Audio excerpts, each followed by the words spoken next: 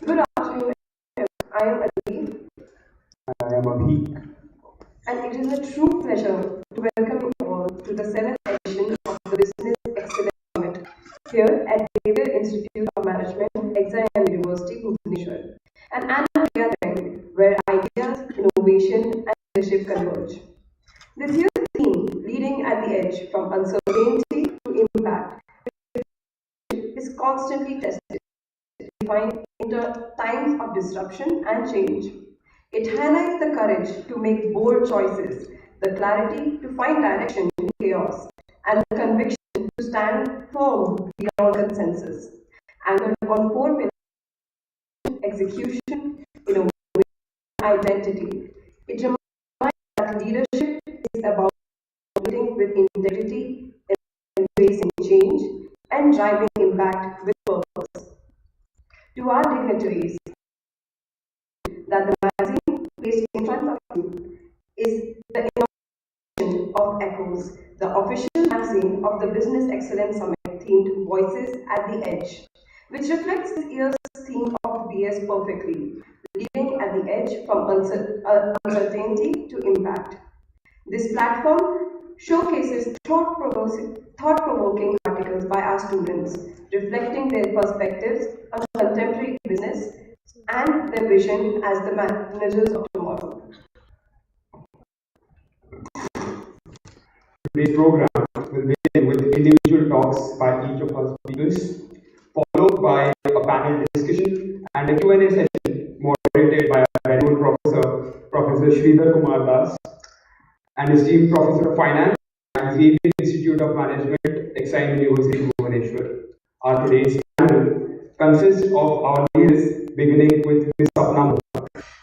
She is the Vice President and Project Finance at National Bank for Financing Infrastructure and Development, followed by Mr. Amit Pahuja, Director of Internal Audit at American Express GBP, Mr. Aroop Mohapatra, Vice President Investment Bank, and finally Mr. Bhaskar sir. He is the Head of AI and Customer Experience, Global Digital Innovation at Tata Sons.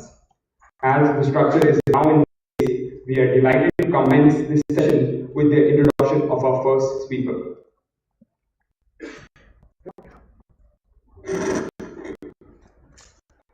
Leadership is the capacity to translate vision into reality.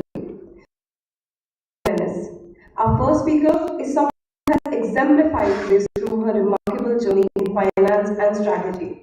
I welcome Ms. Sapna, one of our very own alumna of Xavier Institute of Management, XIM University, Bhubaneswar's batch of 2006, where she pursued her MBA PGD specializing in finance. She is also a chartered accountant and has further enriched her leadership journey through executive programs at IIM Ahmedabad. With nearly 2 decades of experience, Ms. Mohata has worked with leading institutions such as ASEAN Infrastructure Finance, NIIF Infrastructure Finance, L&T Infrastructure Finance, and the State Bank of India. She has played pivotal roles in infrastructure and project financing, structured transaction, and strategic leadership, making significant contribution to India's economic growth story. She currently serves as the Vice President, Lending and Project Financing at the National Bank for Financing Infrastructure and Development, where she drives innovative financial solutions and partnerships. Her career reflects the perfect blend of academic excellence, professional expertise, and visionary leadership. Ms. Mohata is instrumental in ensuring that India's growth story is backed by the right support and vision. We are truly privileged to have you here with us today, ma'am. Ladies and gentlemen, may I please request you all to join in extending a hearty round of applause.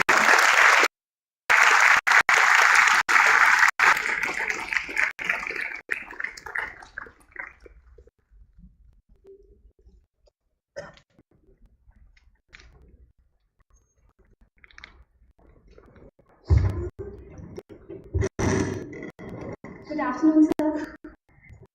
Good afternoon.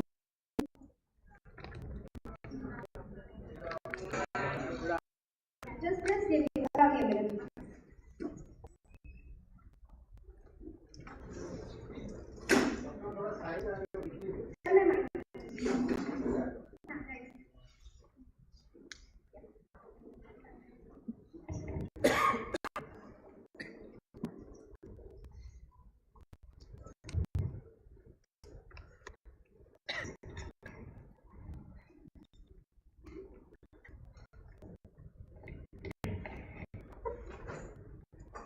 Hi. Yeah. So, thank you so much. It's such an honor to be here, and to have our faculty who is running some here. I'm sure myself will join. So, such a privilege to be here. And yeah, very though we were kind of doing some like filling up the team for the topic, but I think very consciously thought out and laid out topic. So through various intricacies, we'll see how it is. So I have been on the financing journey since supporting the infra financing growth story since I joined SBI in the project to across various roles through IDFC and I see which is a new company and now NAFID, which is a new DFI that government came up with. So and here I joined in the strategy role. So when you're looking at this topic, couple of points which so I would run it through let's say through my learnings on the go and through my personal experiences, and then see how we can live. And please feel free to you don't need to wait for it to finish if you think somewhere it's not making sense or you would want me to delve deeper or anything. Please feel free to interrupt.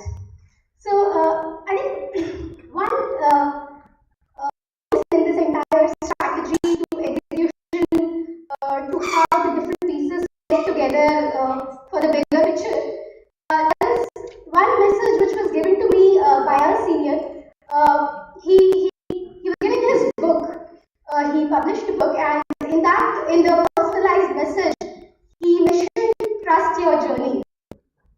And if I think about it, and he's someone very accomplished person who has run marathons across the 7 continents. And this is after he started his marathon journey, after he had a major heart ailment. And in his revival, he, in his fitness regime, he then started marathon and so on. So when he wrote this trust journey, your journey, it made me ponder. Because truly, in my journey, let's say, I joined this SBI PFSBU, which was the big infrastructure financing year. And then there were proposed, and then somewhere in 2014, I infra financing lender then to join IDFC. Then they had a new company within the IDFC Capital, which I joined 2013. I was the first person to join along with the CEO. So it was a 2-member team, the CEO and me, for the first 9 months. Which meant I got to work on everything. And this is a company which just, so actually I joined in October we got the RBI license. So we had to work on everything to framing the policies, to preparing the business plan. We had IDFC as a shareholder, wanted more shareholders, to preparing that investment plan, reaching out to players like LIC and the HDFC like that, pushing on for investment, to internally coordinating. So these were all very different from so far I was in the business role. But here I was doing some bit of finance, some bit of compliance, some bit of policy writing, looking through all the board papers to support the CEO. So yeah, at that time it was this. So I basically company was starting in the national infra. So there I had this experience. I wanted to probably do this new role. So which was a more detailed role of a similar kind, where again you look at it from a CEO's insight and working on the strategy on how you do this. And then came the strategy part of NAFID, which is a new DFI which already started.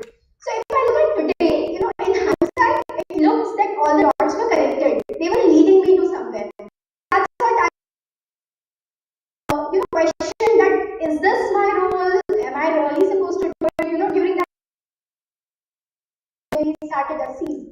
So when you're working from home, spending those 11, 12 hours because you're in a startup just with it doesn't make sense. Is it? I'm doing right? But if you connect the dots, it all now converges into some story. So that's what I would, for all our journeys, I would say that it may not make sense sometimes, or it may be going through ups and downs, but there is a reason for everything. And so I would say, trust your own journeys, I would say. And one thing, yesterday we had a chance to really witness, your talents in the gala dinner. Also, have a chance to meet, many of you, seeing your passion. So, and I did say yesterday, so it would be a request, a suggestion, a learning would be just be uniquely yourself. Your own passions, your own. Someone yesterday said that, what Monday to Friday versus what we are on Saturday, Sunday is too different. I agree, it will have to be a little different because corporate lives don't really allow us to be fully, let's say, but what I would say is keep your interests alive, keep your passions alive, because that is a learning from my own self. So I used to, back in school and college, I always had diverse interests. I was best all rounder. I was writing poetry. Came in here, it was still there. Joined corporate life, and I think for the first 10 years, kind of forgot that this is part of me. And I was feeling that some loss of touch, but with something, it came back. For the last 6, 7 years, I'm back to writing poetry and back to my a senior colleague registered me to join my music classes, which I did. So I'm saying it just brings so much more purpose to life. So keep your interests alive, keep your creativity, because in a lot of the business journals you'll say that keep your creative hat on. But I'm saying we all have it already. So I would only say that don't let it fade away. Keep it shining. From strategy to execution. One is being able to see the big picture. So one is this, let's say our diverse interests, they interrelate to help us get the bigger picture. Like these different functions I said. So whether it is making the financial model which a finance team would otherwise make, or looking at what registrations we need to get as a startup. On the compliance side, what's the so all that truly, or getting into the risk bit, some part of the enterprise risk function for some time, because we were a startup, so you're in a startup, you're some people, so you have to take different positions. So I think all that, when you rise the ladder, it actually helps to have those different perspectives. So when we keep our different interests alive, creativity alive, it actually all then will help you for let's say your own career purpose only. But it's just that you will not, it will not be a revelation later, like, okay, I need to be creative from now, how do I do it? No, just keep it alive now and here, and it will all make sense in that sense. So that was, and it nourishes the soul basically. Similarly on the creativity bit, yeah, so it basically keeps the right brain connected, and because we were discussing yesterday and even today, I think, that in this age of AI and automation, we're saying all the routine work will anyway get done. You will have assistants to do the routine work. And what sir was also sharing, basically it's the critical thinking that the role now comes to. It's unique perspective, and I think it was shared yesterday also. It's in that complex situation, that standing of interpersonal relations, or the understanding of different domains combining and how we use it. So all that it becomes easier when the left and the right brain are working, in tango, parallelly. By a conscious effort, because otherwise our works, at least on the corporate side, may not really want us to be the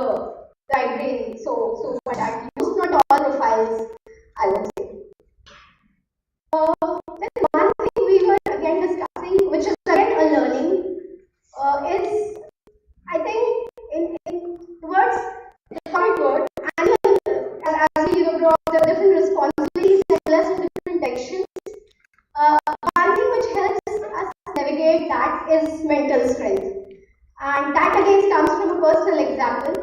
So, there have been, there will always be times, there have been times where things were getting difficult for whatever reason in let's say, office, sometimes because of your demands at home versus office, and you're being, pulled. Because, in fact, Indra also, she, in her interview, she very nicely says that, you when you're in the middle management, it's like your role in the office is increasing, and so there are more responsibilities because you're in that journey from mid to top.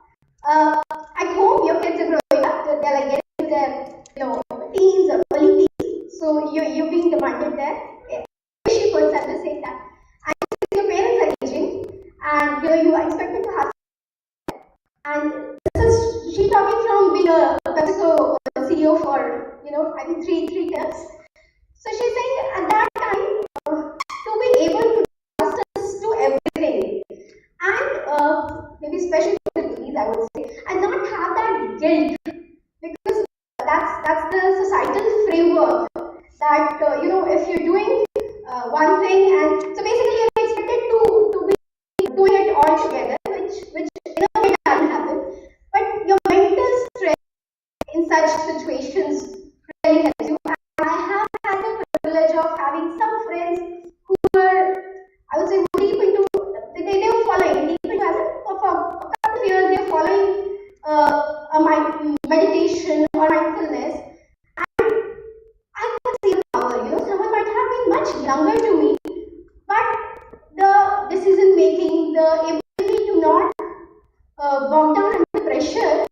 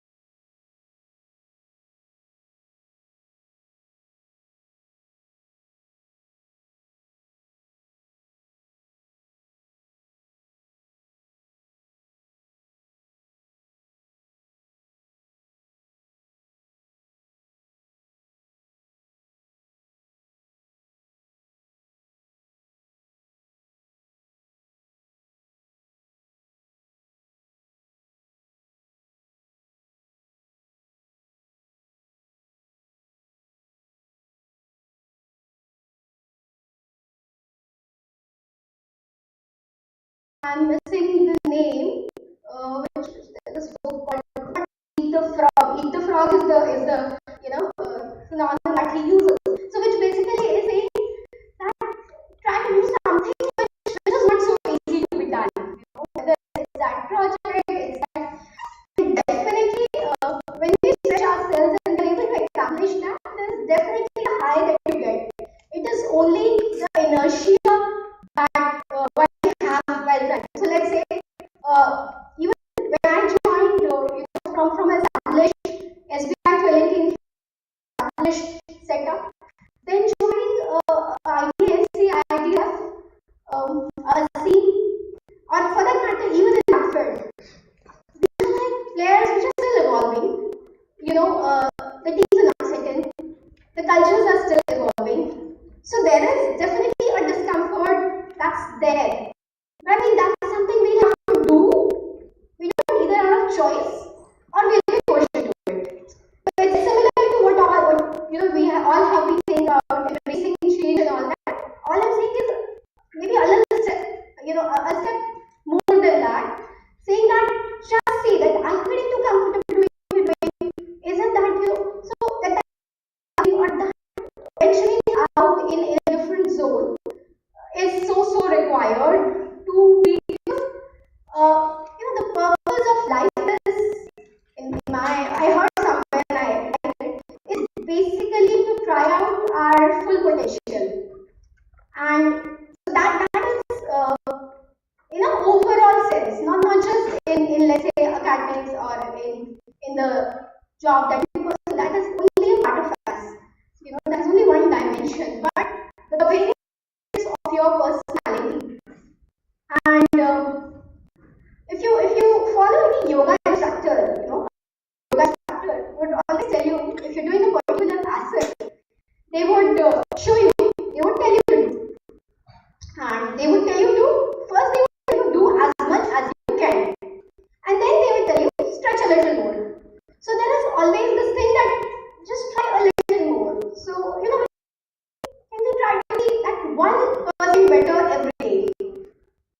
I would say something like what atomic habits say. They talk of very small habits, one small change. Because when we, if you say, okay, this is a new habit, I will do it for life. That's. I mean, no one has seen life, right? So far, you don't know how. This is a new thing. I want to pick it, and I'll do it tomorrow. And then okay, let's say I'll do it today. And the next day you say I'll do it today. And it gets into you. So I'm saying just stretching that bit extra, doing that 1%, being that 1%. So that was the biggest strategy, because if it's a bigger vision, we may get, too high goals have to be there. But then if we don't have, the small steps that lead to it, sometimes it can be very overwhelming. Where I want to reach, if I just look at distance, that would be very, it may appear to be a very daunting task. But if I can lay small steps, it will then happen. So it's similar to, I would say, I was also sharing, so I did my MBA in 2006. I from Jaipur, Rajasthan. And so from Jaipur to Bhubaneswar, it was like from far west to far. And this was when we didn't even have a direct train. We would have to travel. Please let me know the time, please. So that was like first time moving out of home to a place which is like 36 flights, of course, far and few and pretty expensive as well. So it was a stretch, I would say, but then thankfully my parents supported, and it of course, as I'm saying, in hindsight, connect, and it would work out what may look like a daunting thing at now. So then as I passed on, I had my CA foundation back then when I was home. And then I wanted to choose between CA and MBA. I was student, so I wanted to choose. I did my MBA. I had done the agriculture part when I was home. I joined SBI, and after the first 6 months after settled in there, it of course is a great place to start. So, and then I started P2, which is the enter P2. So then I wrote my P2 exams. Then I wrote my CA final exams. So the next 3 to 4 years, that's what all the AM preparation and exams. No coaching, because with your work schedules it wasn't possible. In hindsight, it looks like how did it happen? Because CA without coaching, with a full-time job, I had to go levels, first inter and then final. I haven't really heard. People do, sometimes people have 1 year of CA final left, and they do. So I'm saying it may, but it looks very daunting right now, but maybe at that time I didn't look at it like that. Maybe we thought it could be too, but then so not that anything is getting affected. I have a degree, I have a job I like. So it's just an incremental effort. Let's put it. It may help, it may work out, not work out. Will it be valuable in the long run? Am I getting a promotion? Because CA, really, there was no clarity on it. But it was more looked like a value addition. So that's one thing I would just request you to, keep that learning intention, learning motivation, just keep it on. It may be in ads, it may be in learning anything. So just as you are here, please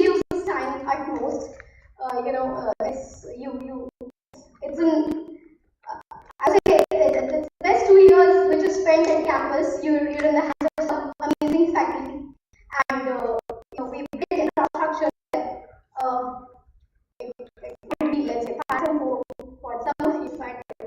And then we hear that there are some excellent participation and winnings happening at inter events. So yeah, just you're torchbearers of brand examples. So just make the most out of it. Just keep doing that 1% better every day. Just thinking what value you could do to yourself. And yeah, I think all of us basically we all need to be grounded at all times, to be grateful because again, my CEO in my current place, he has earlier been the CEO of Union Bank, and he's an amazing speaker, and in every interaction, with us, with the senior management, he would do it like every four, and he would always remember that in a country with 150 CR plus population, how we're extremely blessed to be getting this kind of education, to be getting this kind of family support, and then being on this journey. So that's what I would just want you all to also. So it's a very very privileged position that we all are in, and we can only make the most of it. And it's actually been, we've had such prestigious alumni coming and sharing their experiences. So it's I'm sure I'm so inspired as I saw the session from yesterday. I saw it on recording, and so I'm sure it's really a great event. So thank you so much. Keep shining.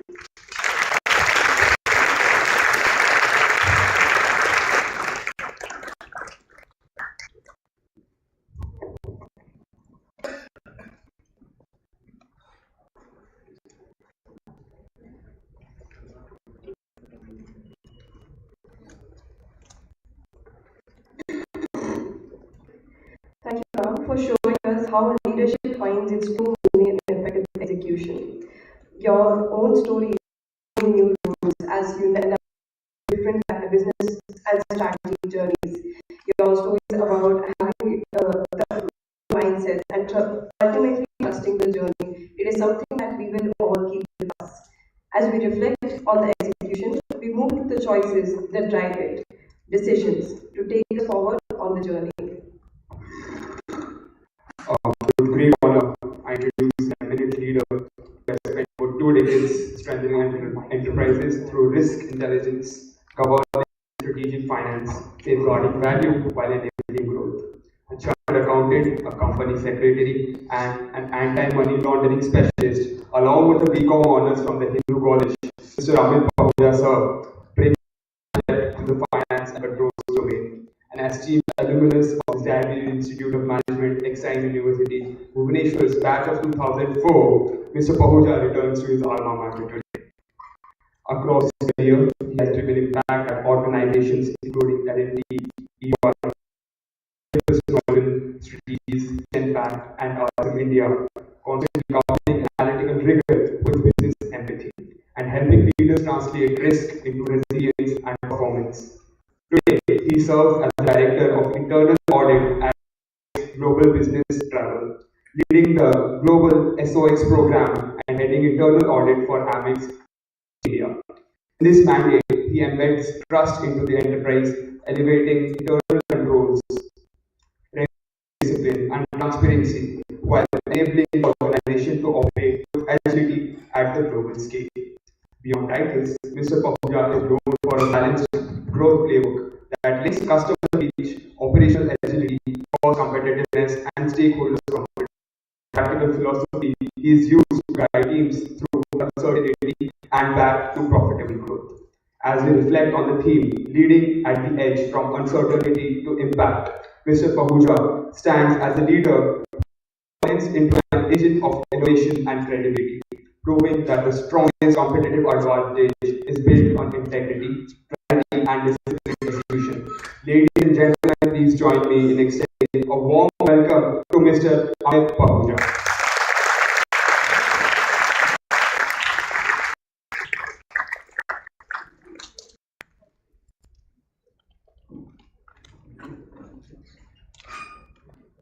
So,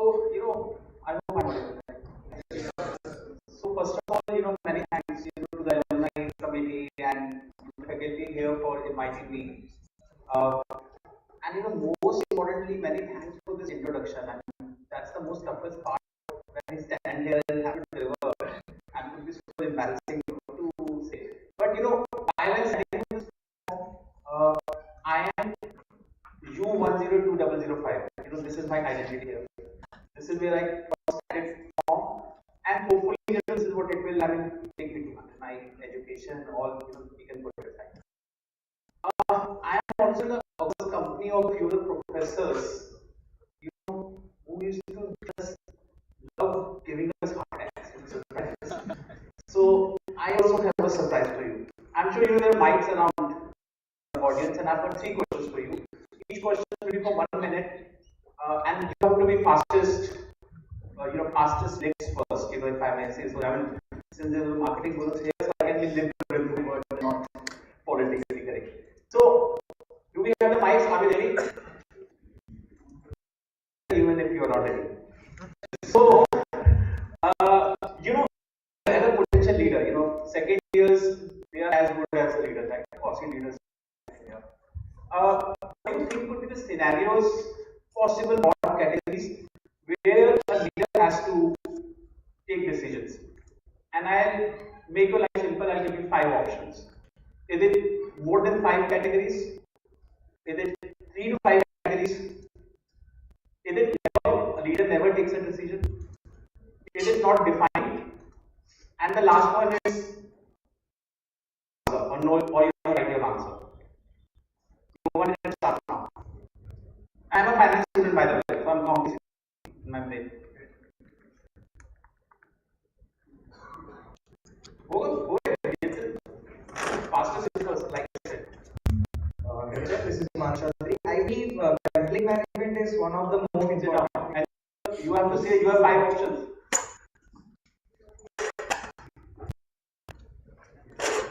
20 seconds gone. Yeah.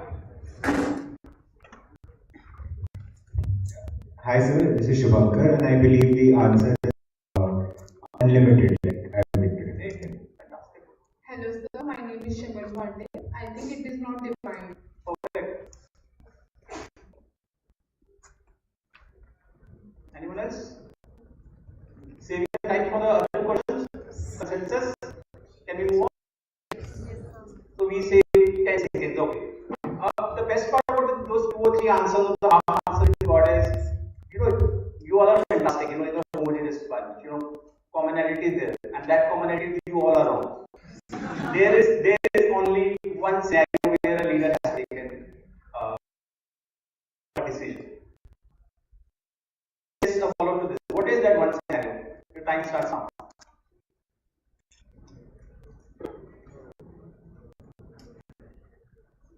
What?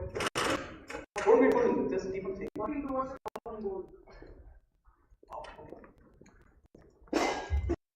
This is a question, and I think the leader has to take a decision when there is a crisis. Sorry? When there is a crisis. Okay, so, okay. My name is Tanvi, and I think in case of a conflict, the decision would have to be taken. Brilliant, okay. So, I am Gupta, and the answer is there is a difference of opinion. Oh, okay. So I guess it's uncertainty. Did someone read my presentation? Who said uncertainty? Oh, fantastic. You must have read. Okay, so we have the right answer. So, a leader has to take a scenario only when there is uncertainty, and we'll cover that, in the topic.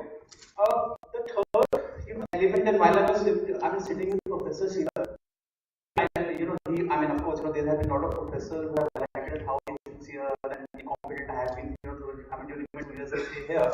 But how many of you have read the 17 articles in this publication? More than 8? Anyone? 50% is the money. I'm a individual CA, so 50% is my expectation level in my life. 8? So let us. 4? 3? Oh, you are network, so you know what is manages.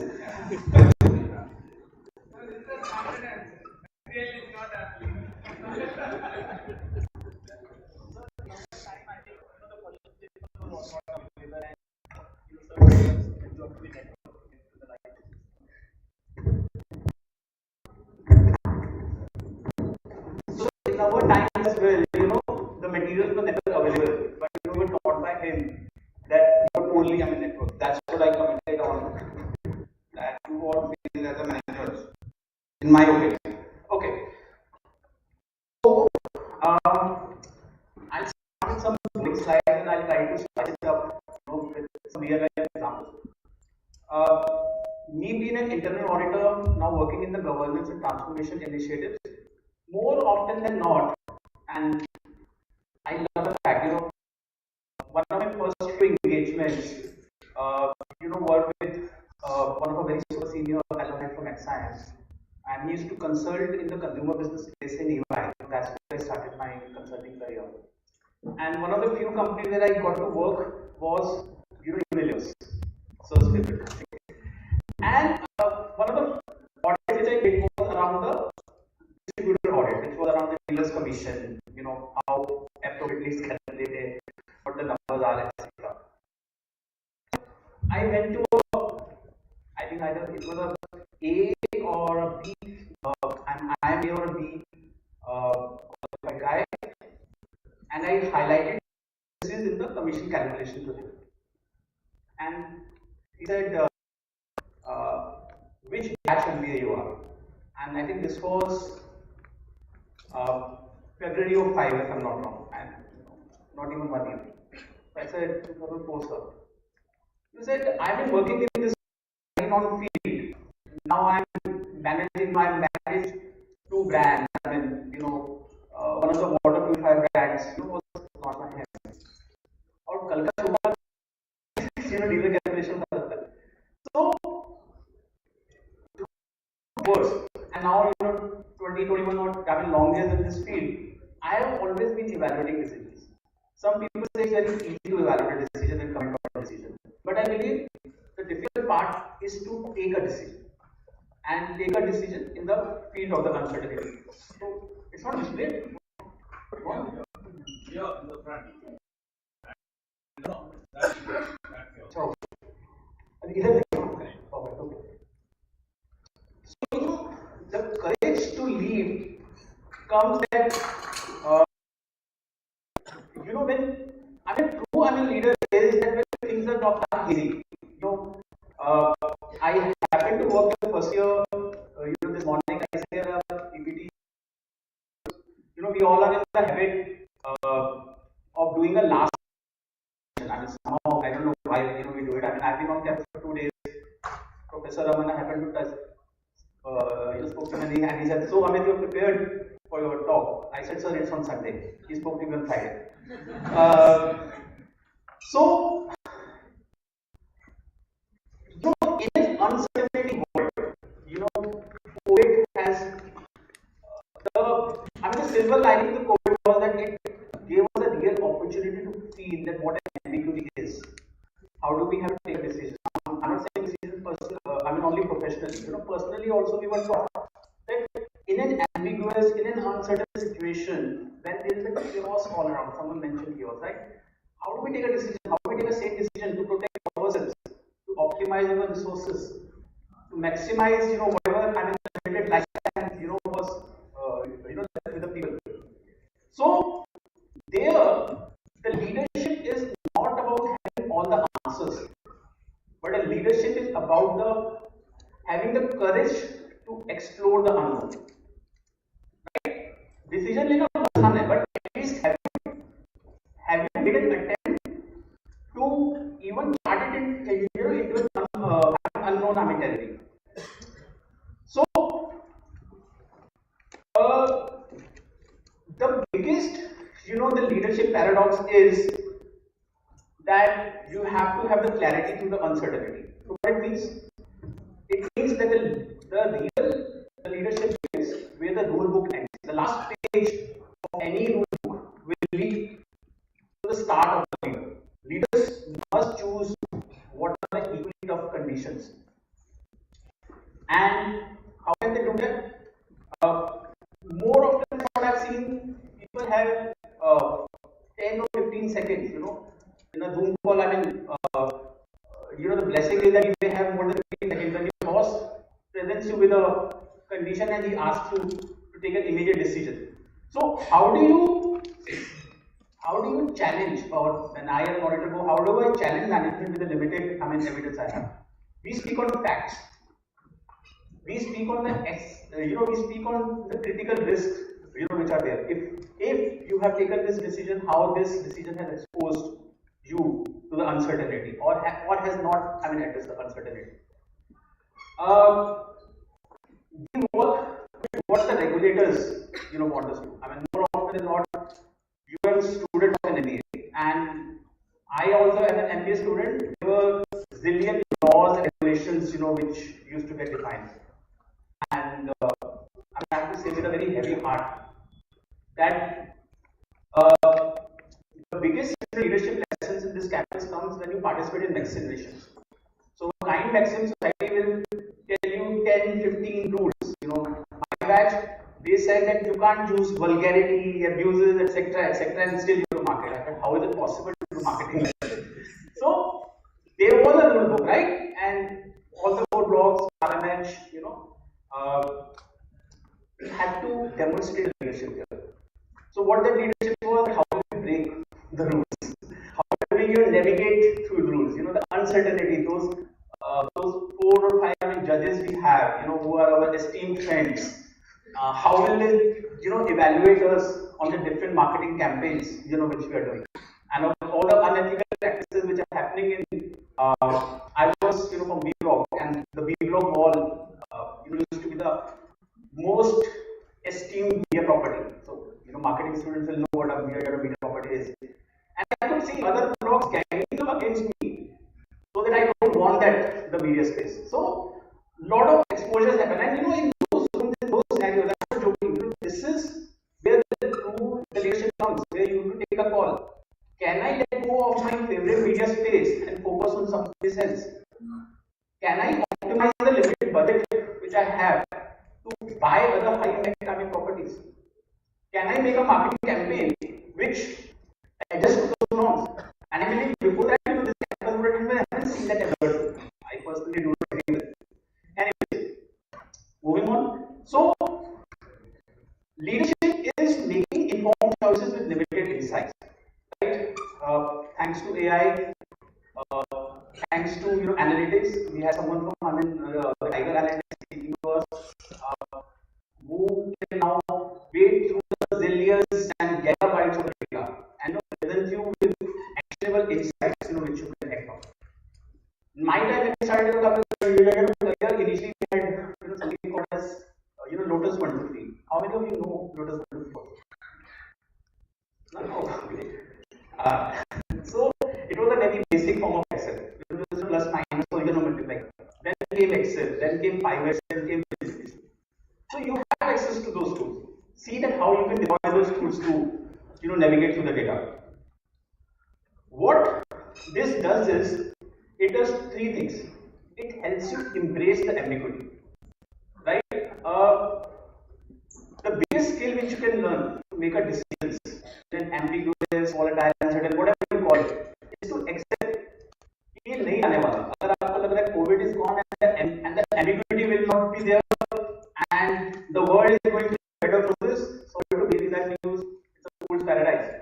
Moment you step out of office, your first week reaction across all 370 students who are going to join the corporate center, what shit we have landed with. Kitna acha tha exam bhi. We love the best food. So embrace that ambiguity. Whatever you are seeing now here, whether it is through a surprise quiz, whether it's through an open book, an open book examination I've been running through the search is the biggest scam on students. Biggest scam. It is the intention is only to waste time. ढूंढते रहो index में कहाँ पर आया. And you might have read it 10 times that book. उसमें कुछ होता ही नहीं है. At least I could never find that answer. I'll be very honest with you. So the second thing is, does this. My boss 4 weeks back taught me a very beautiful term. Generally honest, not joking. Situational leadership. What is situational leadership? You have to adapt your leadership. Right? You don't know when the ambiguity is happening. My company finally concluded an acquisition which we were getting in the Department of Business for 18 months. We are world's largest travel management company and we acquired the world number 3. So obviously the monopolistic pressures were going to be there in the market. And we were fighting a case for DOJ decided to drop that case. Now, 2nd September they announced that the merger is effective, and yes, sitting on 15th of September, right? They want the merger integration also to get completed. This is ambiguity, this is uncertainty. I mean, just for records, any successful merger takes at least 2 years to get fully completed. Right? The third thing is, which I learned when I was preparing for my CAT exams, that exams, whatever. When I applied for my CA and CS exams, I was fairly clear. मेरा कोई aspiration था मेरा rank आने का, my profile से ज़्यादा rank holder, मेरी कोई इच्छा नहीं थी. I mean, मेरे को rank चाहिए. मैं देखता था कि भाई मेरा 50% नंबर आ जाए और मुझे इस मनूस एग्जाम में next year ना बैठना पड़े. That was my only intent. Somehow I cleared, got present, whatever you call it. But what CAT exactly said, that when you are encountered with a difficult question and you have 4 choices to make on it, the first one which comes to your mind is usually the right answer. It is usually the right answer.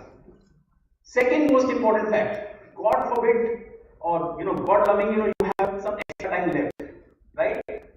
And this has been proved by certain researchers as well. I was reading a book by Adam Grant, how do you do anything, and it said that at least 2/3 of the times when you are given that one opportunity to revisit your decision, the decision then you make is the right decision, right? But when you start responding to ambiguity, when you start analyzing data, it helps you supplement your gut.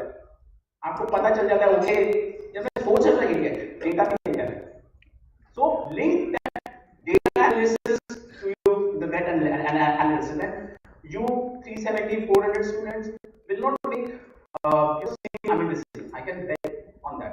There will be 370 decisions, different variants, which we all learn. Okay. Then the most difficult choice, and this difficult choice initially comes quite early in career. Again, I share a very practical example, right?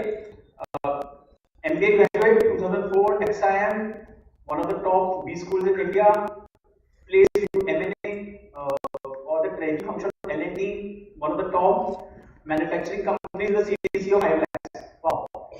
Placed in Bombay, working in Balad State. First month salary statement in hand is 13,000, 13,000. Traveling from a Borivali shared accommodation to Church Gate, and then they shared taxis to reach Balad State. Right? That element to make a choice has been planted in your mind. That can I claim a travel expenditure which is not within the policies of the company? Right? It's easy. I can go into my boss. I have to go and meet a banker, and I took a cab. I got late by 5 minutes, so please don't deduct my 1 day or half day salary. And I would also get to claim the taxi bill. Here, all agree. You will have the choice. Okay. So I am not the only unethical one in this room. So every choice has a cost. Remember that when you will take that cost, it can become your behavior, it can become your habit. At that point in time, you have to give up that propensity. No, I have to do the right thing. I have to catch 704 lower from Borivali somehow. I don't know how, but somehow. Right? And I do not have to do it. Next year, 13,000 or 3,000, I think 13,000 is going to be in money in Bombay. Again, अगर लगता है कि 3,000 में money मिलता है, please tell me, I have to go back. Okay. So balancing, which you see your mind with your heart is an extremely important thing. And very early in a career, after 5 साल निकालिए, where your degree grades become the irrelevant. When you complete your 5th year anniversary, government laws give you the gratuity, which is actually up to a certain amount, and the chartered accountant says you can also vouch for the back.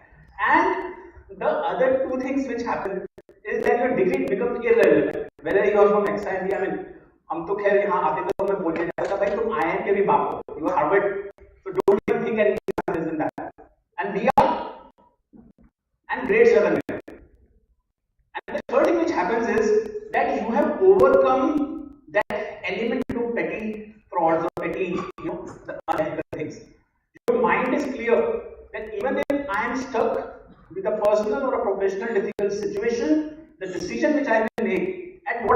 have to pay will be the right decision.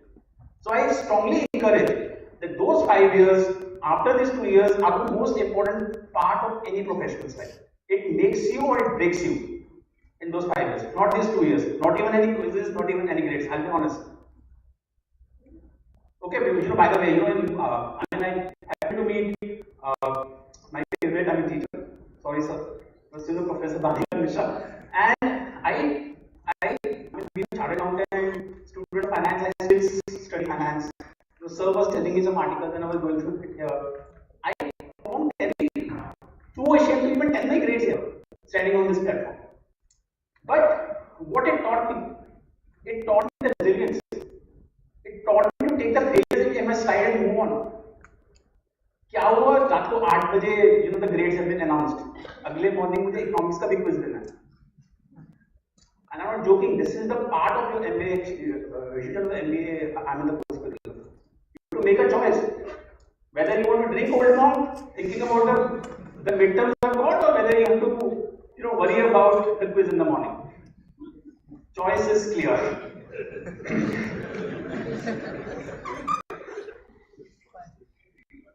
Okay. So,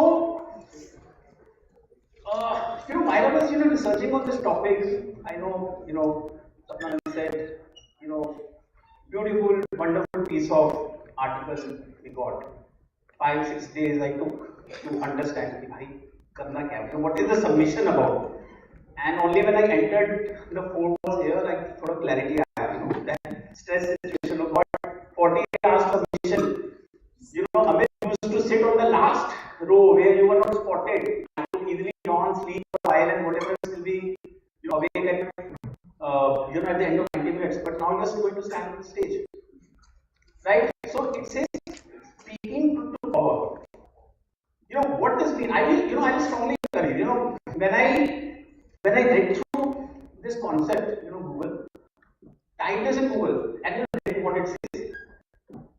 It may put me in a limelight and at the risk of being disqualified as an alumni of this college. I mean, as a student also, I'm sure there have been a lot of attempts to fire me, but I'm going to read what I read. It means having the courage to challenge authority by speaking out against injustice and advocating for what is right, especially when it's difficult or causes potential risk. Right? As the potential managers, when you're working, and like I said, we are no less than IMA or Harvard. I mean, if that's the benchmark of excellence, excellence, and in all honesty, I tell all my batchmates, all my clients, that I am the best B School of India. Where I learned stress, where I learned pressure, where I made friends, and where I got great mentors. Would message anyone, any professor at any time that I'm struggling with this, discuss spirituality and whatnot, all with anyone, professors, batchmates, juniors, seniors alike. Then also getting exposed to the rich textures, right? Case studies, etc., etc. So, when you have all these skills, when you are from the most important school in India, you owe a responsibility towards the society. The arrogance should never, creep in. You always have to remain humble. I am still a student of finance. While sitting here in the last, half an hour, 25 minutes, when Sapna was speaking, I got exposed to this brilliant, articles, which have been written.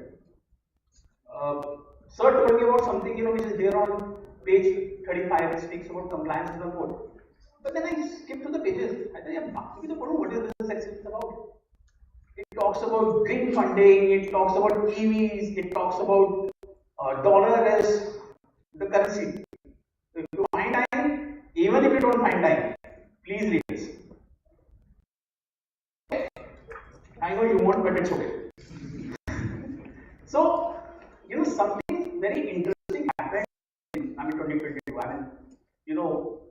Actually was my first client as a consultant, right? So somehow, even though after that I consulted, a lot of media companies, I went to WPS, the other enterprise function, worked with, Kimberly Clark for a long time, as a client.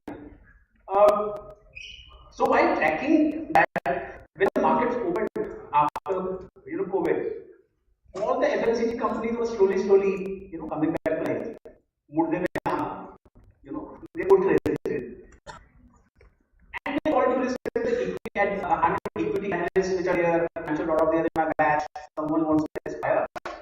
They say, and a lot of articles, on that the falling health of Unilever is due to its obsession with sustainability. Right? Unilever at that point in time announced that they want to decline the emission from indirect sources, which is scope 2 or scope 3, by 42% to 21 levels. And this they would do by controlling the emission from the ice cream, refrigerator which are there, which emit gases, and recycling of the products which go past the expiry date.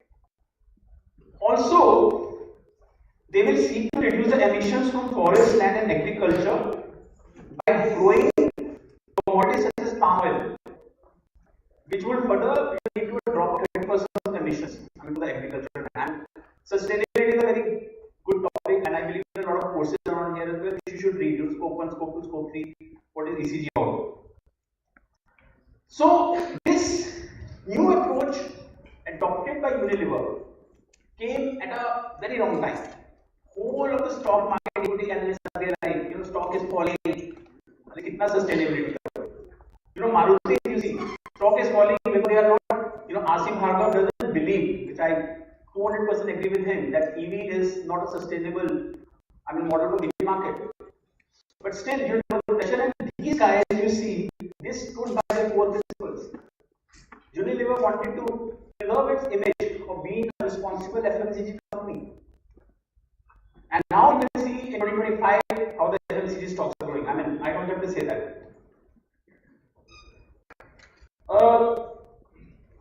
Moving on. Okay. When you take an ethical stand, what happens is that you will be the most unpopular person in that room, in your group, in your peer. When the day I decided to submit, you have decided that I will not submit 15,000 rupees of medical bills to claim 30% of the tax deduction. Why? Because I am healthy. So why should I pay someone to get the money? Right? I was the most unpopular guy in my team of senior consultants and consultants, in whatever organization I was working at. But what it does is that it helped me choose among the. Remember, I was in that vulnerable, 5-year period. 13,000 से बढ़ गया था मेरा salary, तो वो भी एक मेरा motivation था कि I couldn't do any unethical practice. I was back home, so didn't have to incur on food, rent, everything taken care of. But I was still in the vulnerable period. But it helped me develop a trait कि मैं नहीं करूँ, whatever is there. So what it taught me when I became leader, my first opportunity to lead a team was in 2010-11. It taught me that I have to protect people who come as professional skills. साल में बचा के it won't even get to a in Delhi or what to have. So a similar thing happened. Sir is sitting in Mendelson Bank and I know. Wells Fargo opened a certain unauthorized accounts and they passed on the costs to their existing customers. They thought everything will be hidden. Our P&L balance sheet is growing. But subsequently, when the result was decided to go to the market, the brand recognition crashed.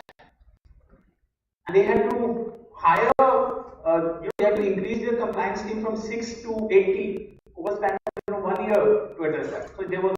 So I've been dedicated to a clock. I'm sorry I overpassed. So what I do is that I quickly rest all is same. I'll quickly jump to the last.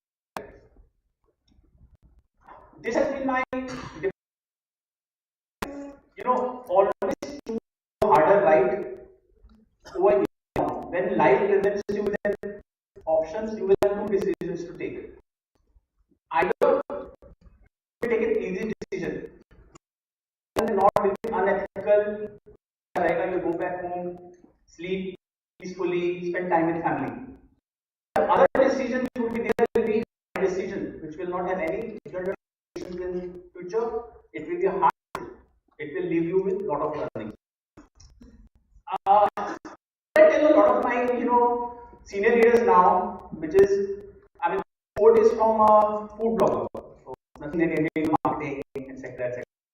And he says that never wish to grow where you are financially. The meaning of this phrase. With that, thank you.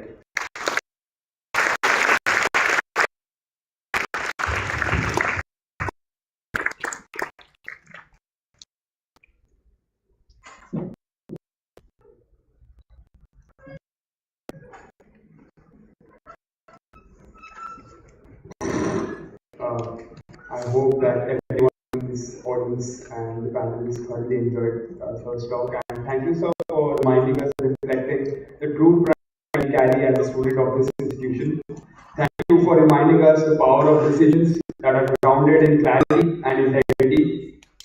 Now, moving on from decisions, we turn to a leader who demonstrates how these choices translate into long-term impact in the world of banking through innovation and decisions.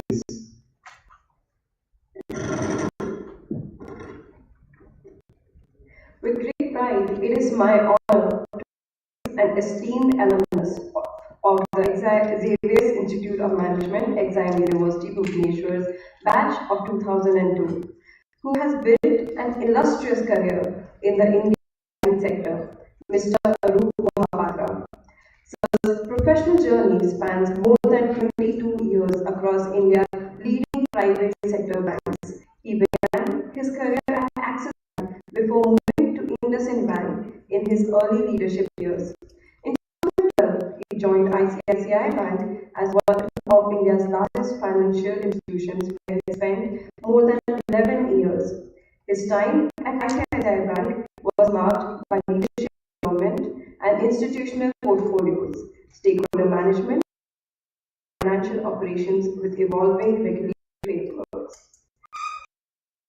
Serving as a vice president at Bank, where he plays a key leadership role in advancing the bank's strategic and focused initiatives.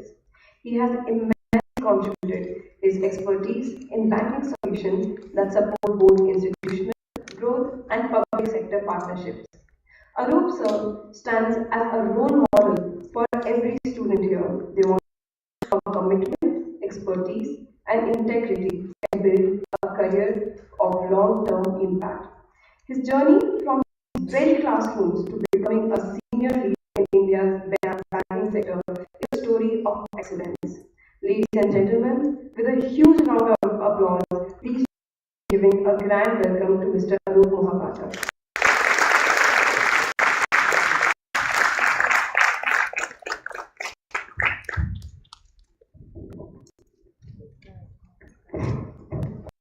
Thanks to the student committee for inviting me to BES. Thanks to Professor Sridhar. Thanks to Professor Castellino. They have knowingly moved out before my talk started. The capabilities of their alumni. Talking of innovation and edge, Sapna, great talk with Sapna. Amit will hear Bhaskar shortly. Sapna is actually on the edge because she was like to catch. With permission, I would just like to go down properly, engage closely. One should always be close to the customer. Okay, I take the journey of the banking walls, private sector banking walls, right? I'll tell you the story of ICICI Bank and HDFC Bank. Why is it relevant for you? Because they're the two largest private sector banks. They're India's second and third largest banks. They're also one of the largest recruiters from B schools. They have a total headcount around 5 lakh plus employees across grades, zones, geographies, international. I'm sure they're coming for recruitment. So you hopefully will get some insights and you can drop some names to the HR panel which comes. So, you have heard of wars. Have you heard of the banking wars of HDFC and ICICI? Any idea?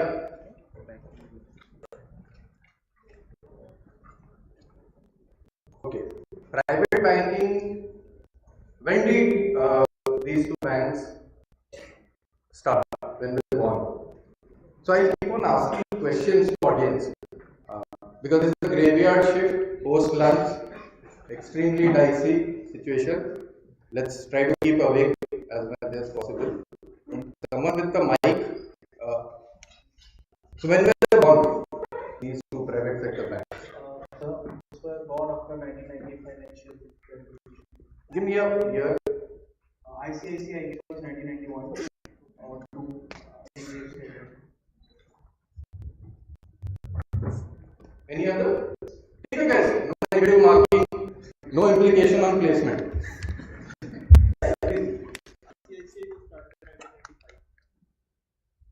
Okay, the other?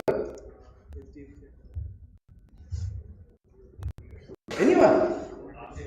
कुछ भी give a numerical number also कोई फर्क नहीं पड़ता. Yeah. My name is Richa. I was started in 1955 and I'm not sure about HDFC Bank.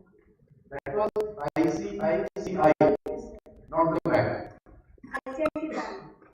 That was the development financial institution. Okay, so ICICI and HDFC were both started in 1993. 91 is liberalization happened.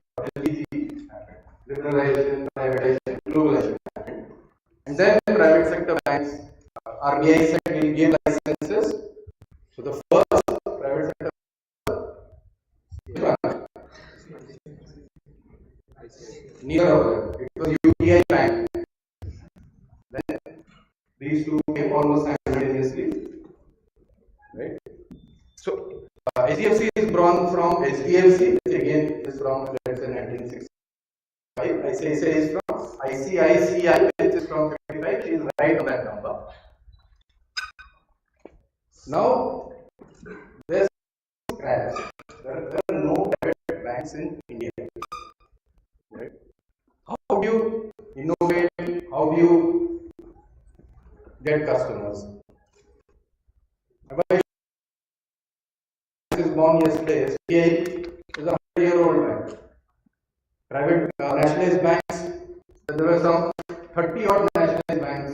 They have been there for donkey's years. Why will anyone come to a bank which is born?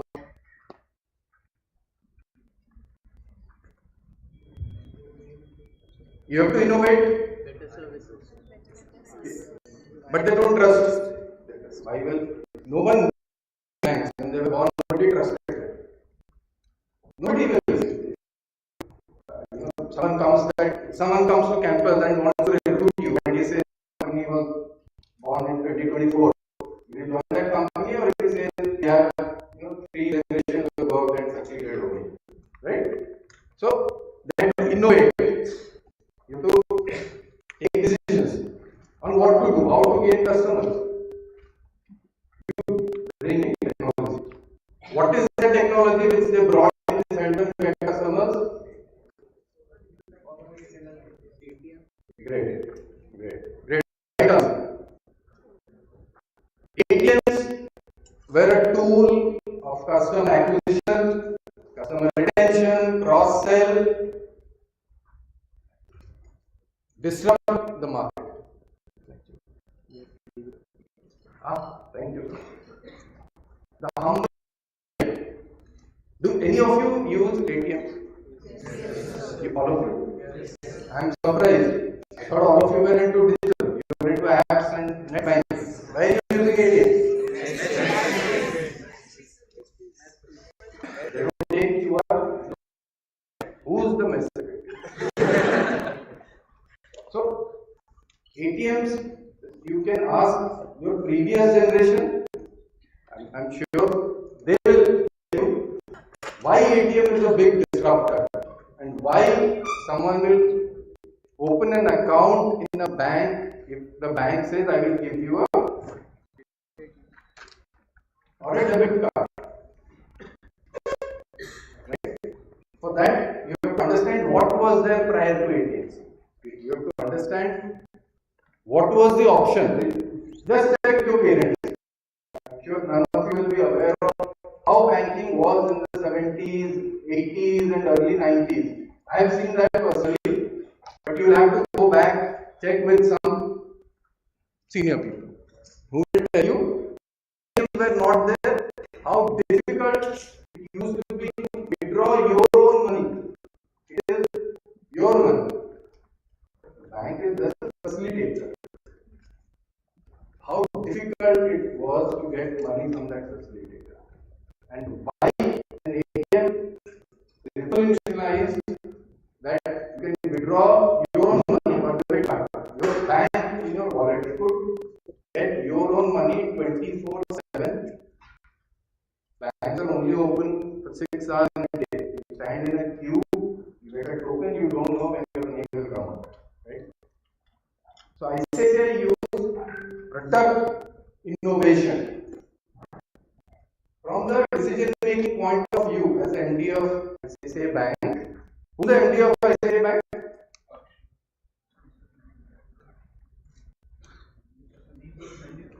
Okay, thanks to Professor. Would you ever give your customer a tool where he can withdraw his money anytime? You want your market cap or your balance sheet size will grow. Money is there with you. Customer should not have access to withdraw that money. Would you ever take a decision to give the customer the right to withdraw his money anytime, anywhere, and you have no clue? Anyone can use a debit card, ATM or net banking or mobile app and withdraw money from anywhere without the MD having any control. Would you ever take that decision? And why? Let's have one yes and why and one no and why. Please. But they'll withdraw the money from your bank. So your balance sheet goes down, HDFC will become bigger.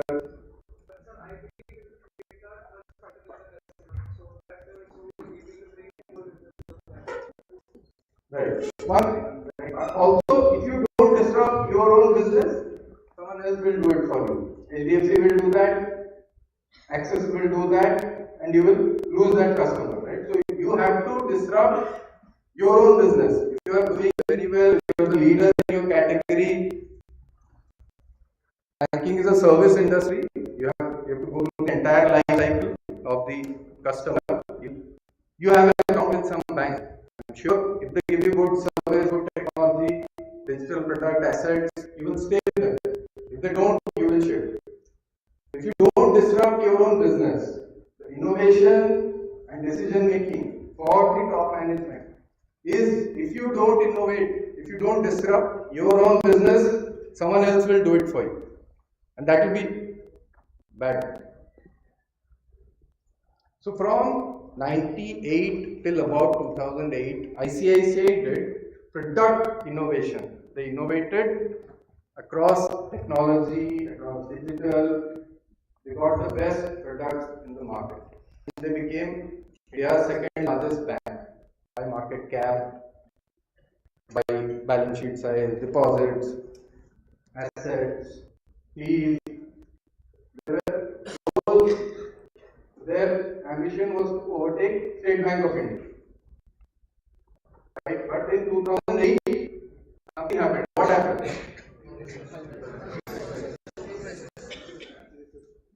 Lehman Brothers, the global financial crisis happened. It was a very bad time for ICICI. The market cap declined,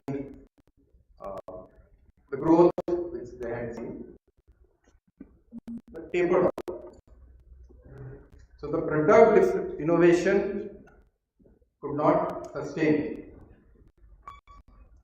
What happened after that was, over the next few years, from 2008 till about 2015-16, HDFC Bank in 2015 overtook ICICI and became India's second largest bank.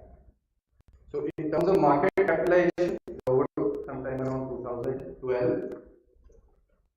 But in terms of total deposits, which is more important, market cap anyone can have. Kotak has a very high market cap, but they don't have the distribution, they don't have the total balance sheet size. But when your competitor overtakes you in terms of total deposits and total assets, then you are in trouble. You have lost your second largest to third largest. And now if you see, after from 15, 16, now again another decade has gone, HDFC has become so big, HDFC Bank, that it is now competing with SBI. It is no more, ICICI is no more chasing HDFC because HDFC is growing at a faster pace. Who's the MD of HDFC Bank now? They'll come to campus in some 3-4 months and they may ask this question. Shashidhar Jagdishan, who was the MD of HDFC Bank when they overtook ICICI, which was for a very long period, but the period which I am talking about, who was the MD?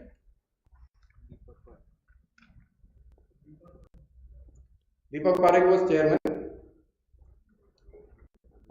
These companies will come on campus, these guy names, Sandeep Bakshi, KV Kamath, ICICI, Shashidhar Jagdishan, currently last 5 years now, and before that Aditya Puri, he was MD from 94 to 2020, arguably the longest stint in any corporate in India. I have not heard of anybody having a 26-year MD stint. They are legends in banking. If any of you want to join banking, BFSI, please read about their life stories. And you have to innovate, you have to take decisions to stay at that level for so long. It's a very, very stressful and difficult assignment. Amit left in 2008 as ICICI second largest. In 4 years, Danda Kochar took over. In 4 years, they lost market cap leadership. In another 2-3 years, they lost total balance sheet leadership. Right? And now there's no connect because HDFC is growing at a faster pace. How did they do it?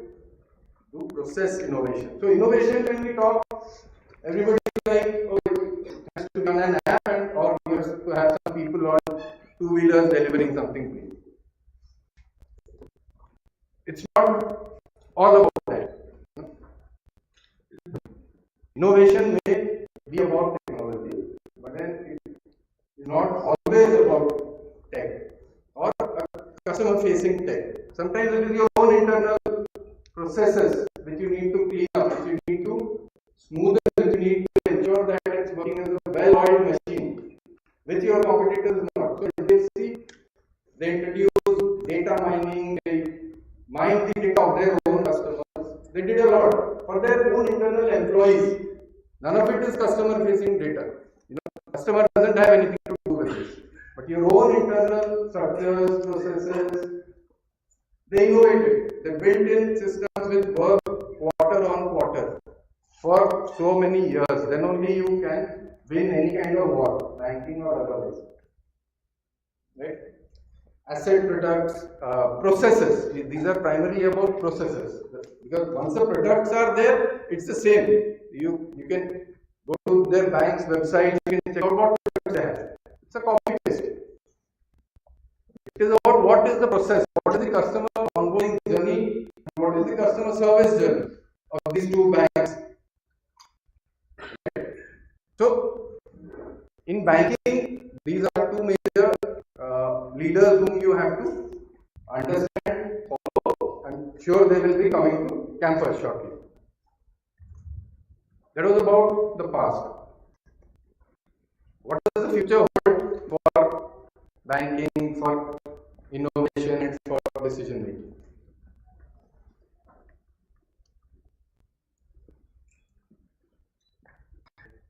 would you trust AI to handle your money? Would you trust the person sitting next to you to give him your money? So just imagine what AI will do with it. Should, as let's say you are the MD of HDFC Bank, should you use AI? How? Yeah, anyone? Anyone? Yeah, please. Good afternoon, sir. My name is Raj, and I think that AI will be used for mostly mundane work, which could be anyway automated. And Give examples. You are MD of HDFC. Where will you use AI? sir, such as handling of accounts and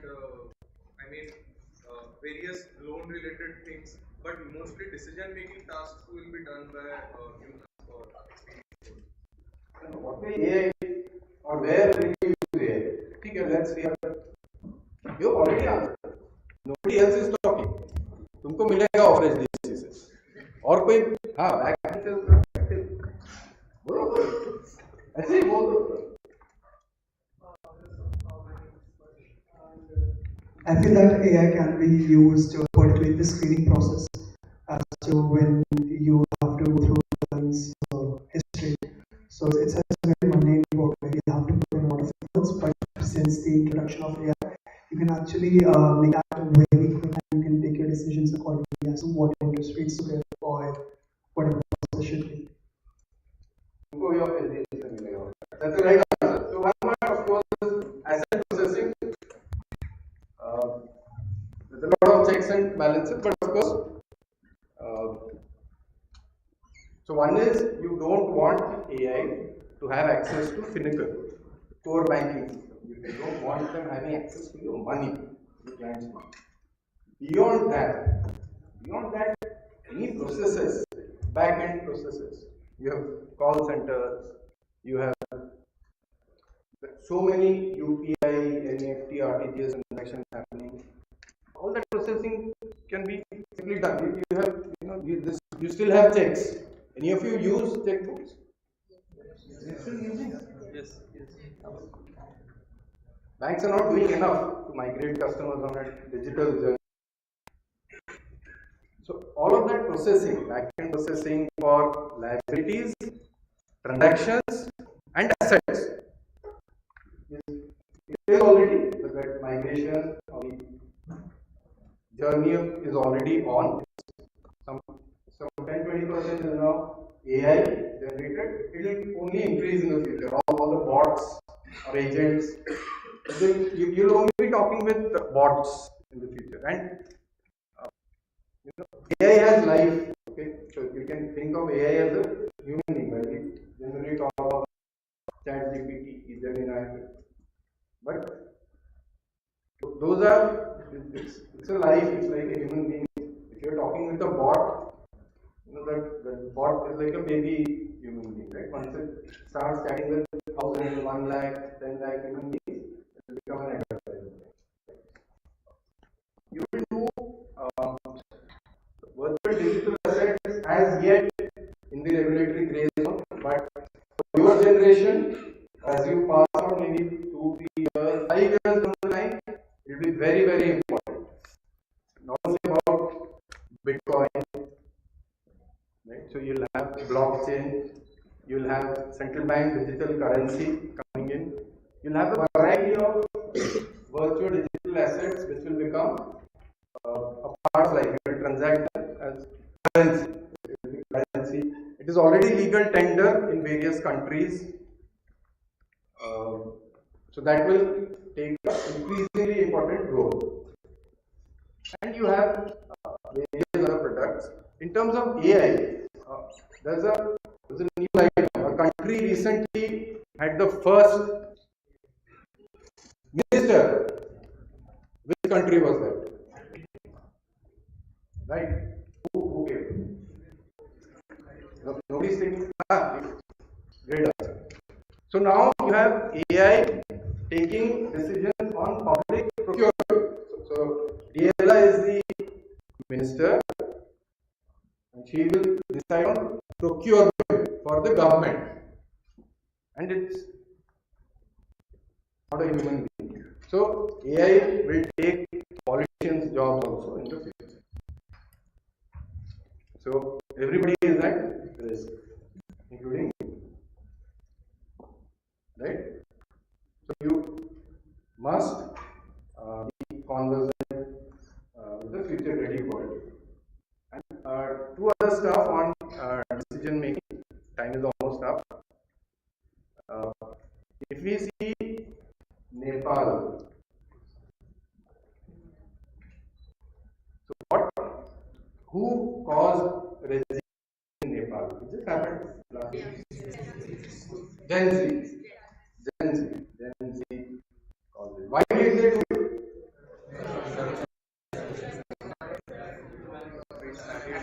It's already there.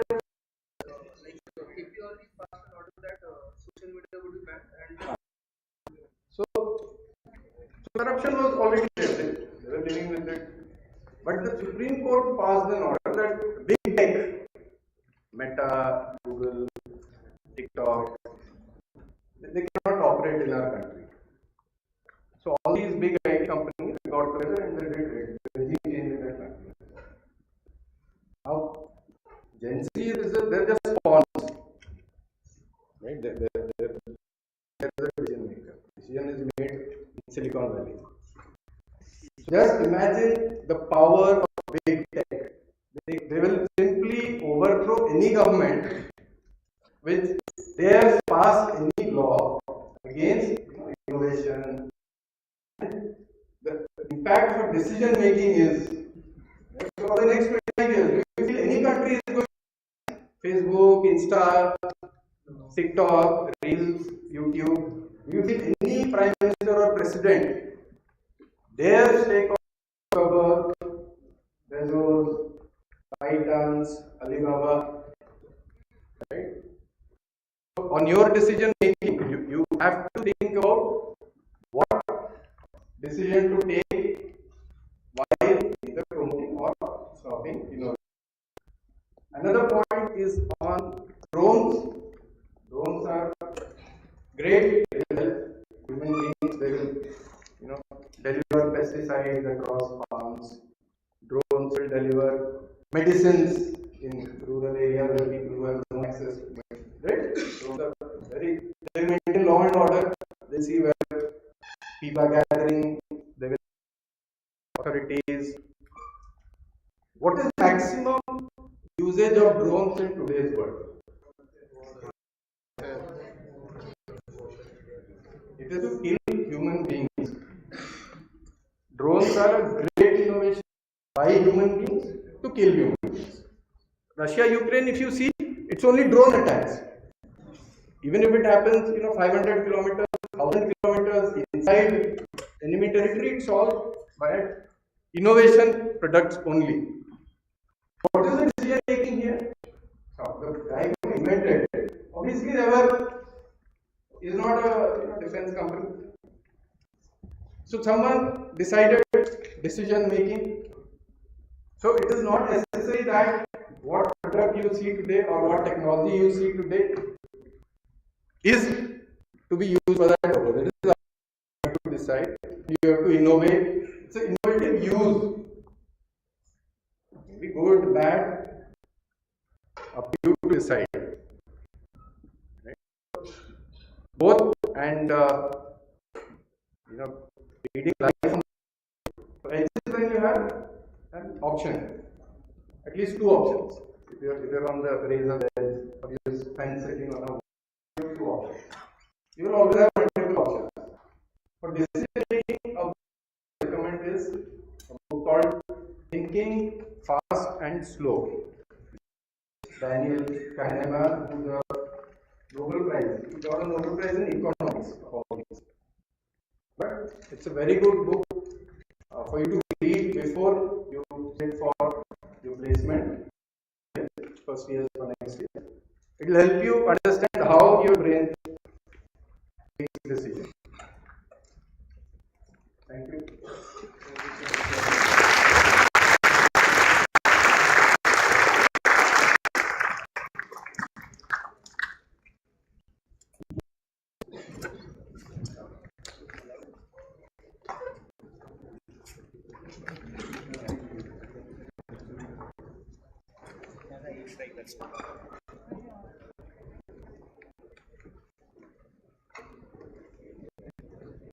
From importance and impact of innovation, trust, and decision making in the banking sector, to how the introduction of a simple ATM revolutionized the entire banking experience.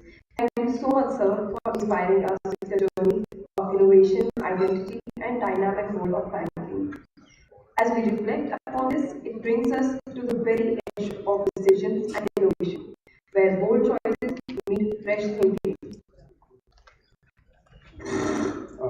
Very rightly, the topic is set for our next speaker. To close this segment, it is my great honor and privilege to welcome to our leader whose professional journey stands as a testament to innovation and mentorship in leadership. Sir has built a remarkable foundation spanning quantitative, economic, legal, and leadership disciplines and education that has shaped his multidisciplinary approach to business transformation. Throughout his illustrious career, Mr. Bhaskar Roy has worn many hats: a strategist, innovator, a technologist, and a mentor. He has led global scale AI analytics across renowned organizations such as Tractor Analytics, Accenture, Target, and Genpact. Today, he serves as the head of artificial intelligence for customer experience at Tata Sons, one of India's most respected business conglomerates. He is instrumental in driving the integration of AI into customer engagement, ensuring that technology becomes a tool for meaningful, innovation-driven relationships. Beyond corporate leadership, Sir has also devoted himself to mentorship and entrepreneurship development. Through his association with the National Entrepreneurship Network and the Wadhwani Foundation and a mentor at the IIT Madras's ESL, he has guided young entrepreneurs, demonstrating that true leadership lies in empowering others to grow. For us, as students at the cusp of professional and entrepreneurial journeys, Sir's example serves as a guiding light. He exemplifies that success comes from combining knowledge with vision, and leadership only finds its highest purpose when it enables others. It is therefore with deepest respect and anticipation that I welcome Mr. Bhaskar Roy to our business.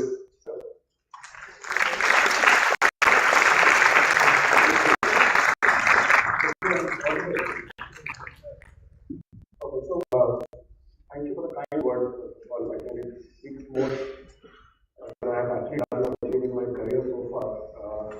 But I'll leave you with four thoughts. And focus on that as I kind of talk through the next few minutes. Four key words: disruption, adoption, ethics, and finally ending with innovation.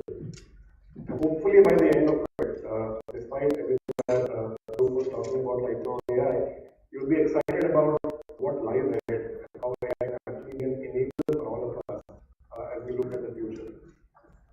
And I'll tell you some stories as we go along. A lot of those will be from the retail world, which is where I've spent a lot of my time doing data science and AI. The first story, right, and I'm sure you will relate to it. When you walk into a store today, what gives you the most delight? To me, it is a salesperson recognizes me by face and name and knows what my likes and dislikes are in the physical world. It's very easy to do it online. You understand customer behavior. You have the data to show and see what is happening to the customer. In the physical world, not so much. But there are things that have happened previously which go a little beyond what we know. The story goes back to the year 2010. A large retailer in the US was mining customer data. They were looking at identifiers to club family members into a single unit, look at purchase patterns, and get to what a lot of my marketing friends call as utopia. Can I understand the life stage of the customer without them ever sharing that data with me? Specifically, can I identify expectant mothers just by looking at purchase patterns? Why were they looking to do this? They were looking to do that because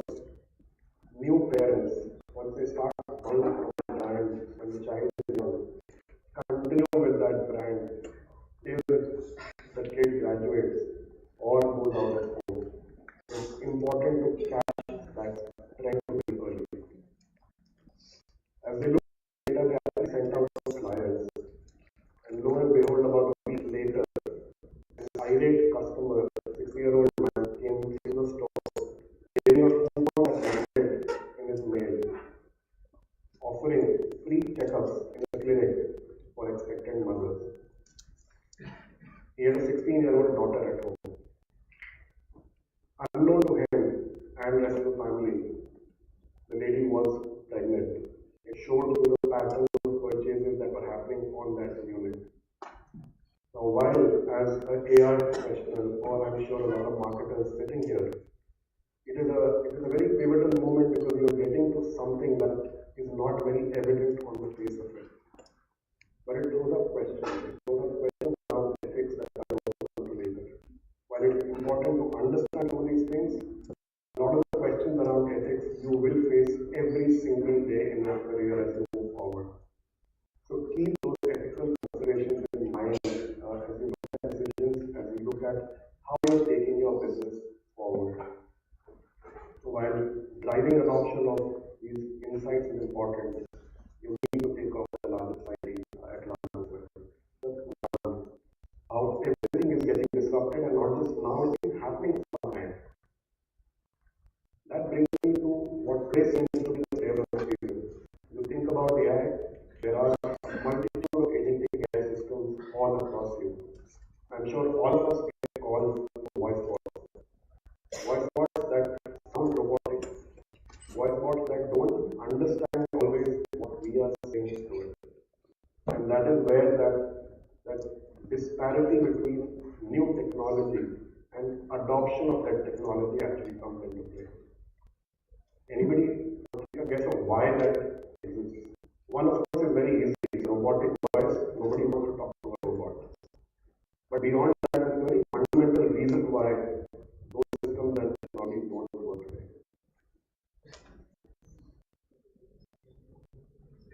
Any guesses? Maybe it's because every language is one touch and the communication could only be one way, it's not two way. Okay, that is one of the points, but let's say we overcome that communication gap, we can interact with it. Then what? You had a point. We give the generic point. They are not adapting exactly the situation we want, but they have a basic framework and they are relying you on the basis of that. Okay, that is also very good today. But if we take a step back, any other answers in the room before I?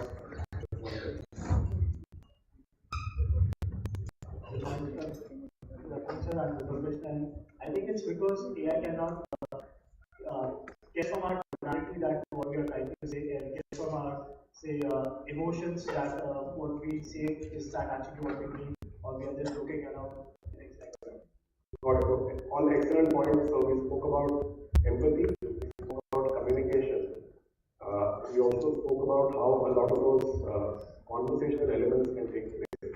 But the one thing that most AI systems today still don't do is all of us as humans don't always talk in one language. We are always switching between our mother tongue and English as language of communication.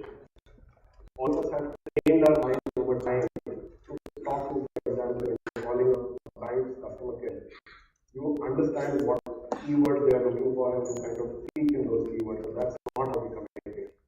So till AI systems get to a stage where they are able to talk in these hybrid or mixed languages with the right communication, with the to and fro, with empathy as we were talking about, that adoption of these systems will not take place.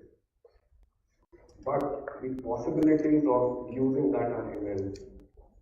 All of us, I'm sure, shop online. Many a time we add things to cart. Either let them be because we are waiting for a sale to come by in the next week, or we are not able to decide whether we should do it. What happens when you do that? In the next hour, you will get a message or a WhatsApp telling you that a great opportunity awaits you. You have not finished the purchase.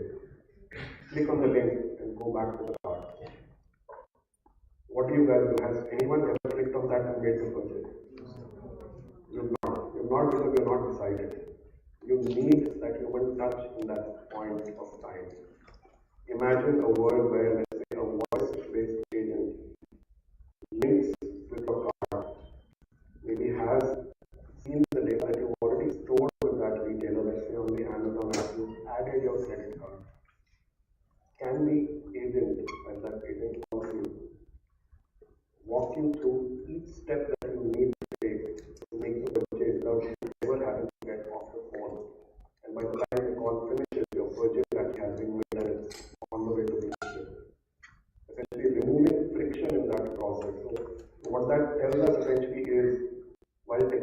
still evolving, we should rethink a lot of things that we've taken as the as-is process today. Question why the process is the way it is. Because it evolves over time. It has to evolve, it has to be reimagined for it to have the right impact. The second point that I want to touch on is adoption of solutions. Third, we talk about ethics, and I'll go back to the example that I took earlier. Ethical questions always are important. They are questions that we need to think about. They are situations that we need to look at as well. But those unfortunately are becoming very, very prevalent today. Any online shopping app you look at, we link it to the world or Zomato or anybody else, they have found ingenious ways in which they will hide certain features or show only certain things to customers in the name of personalization. These are known as dark patterns. Think of very simple things like only 2 of this item left, make a purchase now. So all you know that is just a nudge that is being made to actually help you get to that next level and make that purchase. So think of those things as well as you're thinking about ethics. And finally, linking all of these together and getting to the key topic that I think all of us are here for today, which is innovation. Innovation has come a long way. What typically stops innovation or stops innovation in each stage, each era, essentially is the cost of failure. Think of the time, I don't think any of you would have ever had a click and shoot camera which had a roll at the back. 10 shots is what you got when you put that roll in. But to be very careful and cautious in what you do that shot for. And you have to be careful that nobody is photo bombing, because that means that photo is ruined forever. Does anyone in the room today think for pulling out the phone and using the camera? Why is that happening? That has happened because the incremental cost of every photograph is down to almost zero. Therefore, you are not worried about some shots going back. The same thing in a different way is playing out today as well. 2022 November is when ChatGPT came out. After that, almost every month, and now in fact every week, there are new models that are coming out. There are new releases by every single big player out there today. Now what that has done essentially is, over time, the cost of building these, the cost of using them for inference actually is reducing. It's at a stage where the cost of inference per gigabyte of data is less than $1. Now what does that do? With that cost coming down for something like inference, which is where the human thinking power comes in, when you can actually start using AI for intelligent purposes rather than just automating the mundane. What that does is it reduces the cost of failure. You are at a stage where you can use these technologies to actually experiment, not just at volume, but even at velocity. With each failure that feeds back into the models that you're building and lets you get further along in that learning journey and get to the objective that you're looking to build towards. That in short is what I wanted to share with all of you about. As I said, disruption is here, AI is here to stay. But think about ethics, think about adoption, and innovation is the only way to survive. If not, the world has seen enough Kodaks, and the moment is here today to seize. Thank you.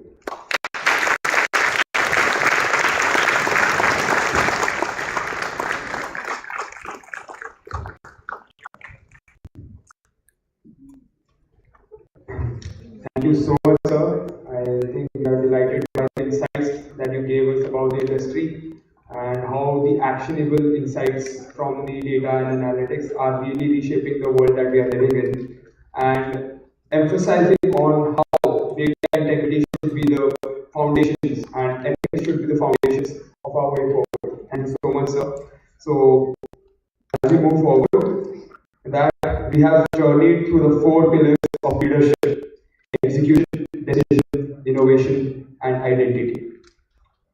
Now, we will move on to the panel discussion, which will be followed by a Q&A session. It is my great privilege to hand over the proceedings to our esteemed professor, Professor Sridhar Mohata. He is a professor of finance at Ivy Institute of Management, Exime University, Bhubaneswar, to lead the panel discussion and guide us in weaving these perspectives into collective understanding of leadership at the edge.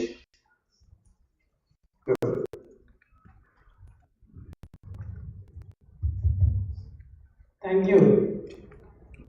Thank you, Sapna. Thank you, Amit. Thank you, Aroop. Thank you, Bhaskar, for sharing your thoughts.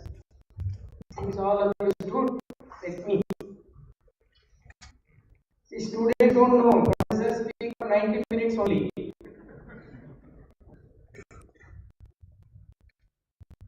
Okay, my job is not here to speak.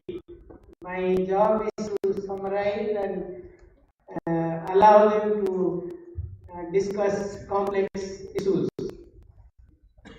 See, I was thinking, what will I do among four practitioners? Should I wear my practitioner's hat or should I wear my academic's hat? I was reflecting, maybe I will do connect practice with academics. All of you are currently studying microeconomics as a subject, correct? If I have to ask you a question, what do you study in microeconomics and why should a MBA students have a microeconomics as a subject, that too in past term? And maybe there will be many answers from you. Given that we have time constraint, let me give you my point of view. If I have to summarize, think through this. If I have to summarize, why should you study microeconomics? Correct? There are only the core of microeconomics is one of the themes, which is decision making. Correct? So, what is the foundation of decision making as it is ingrained in a managerial thinking? I am underlining the word managerial thinking. Core is efficiency. If you see, all decisions by any conventional managers is to have efficiency. And since we have a banker here, I am an ex-banker here, so let me link the bank is nothing but only a organization which epitomizes trust. Without trust, there is no bank. Okay? Trust is the only common factors when the bank started an organization. Trust is the only factor when it goes to the future as proposed by. While you are making decisions, this trust comes in every aspects of business. Execution, decision making, AI, innovation. Without trust, there is no business, no relationship. And superimpose that with fundamental business principles which you have been ingrained and you will continue to ingrain as you start working. It will be at conflict most of the time. Trust and efficiency. If you drive efficiency, best way to do is ask your employees to work half an hour more. You will lose the trust of your employees.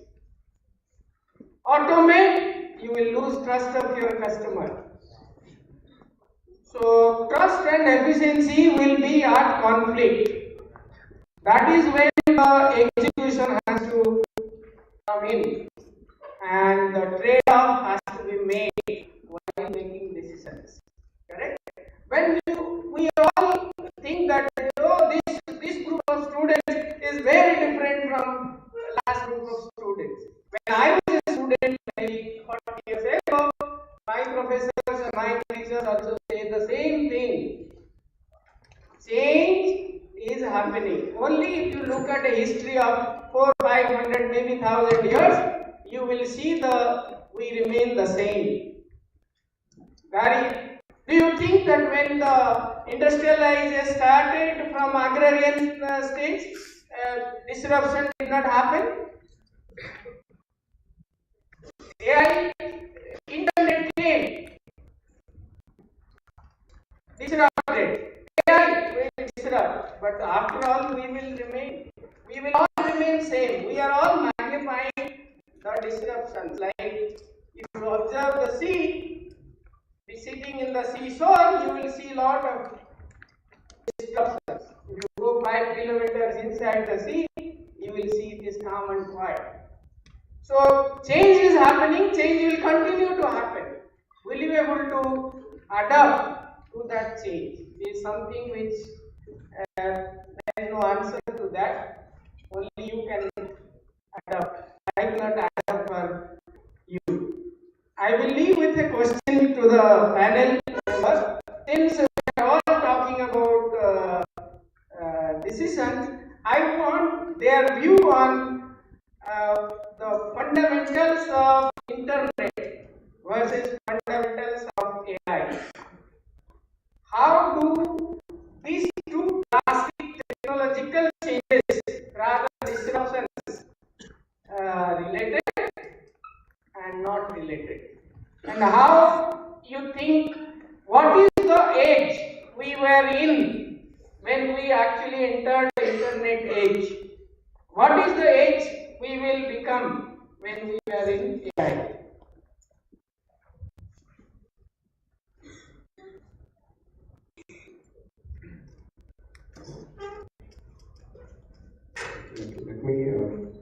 Let me try to answer that because it's a very first principles question. And I think the biggest commonality is that it brings about both of these technologies that have been transformative, the internet and AI, have brought about a wave of democratization.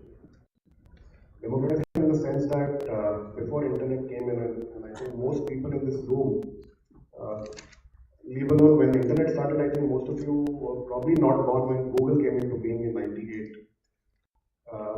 So possibly. So when the internet came in, right, the biggest part was access to information. You no longer had to rely only on libraries.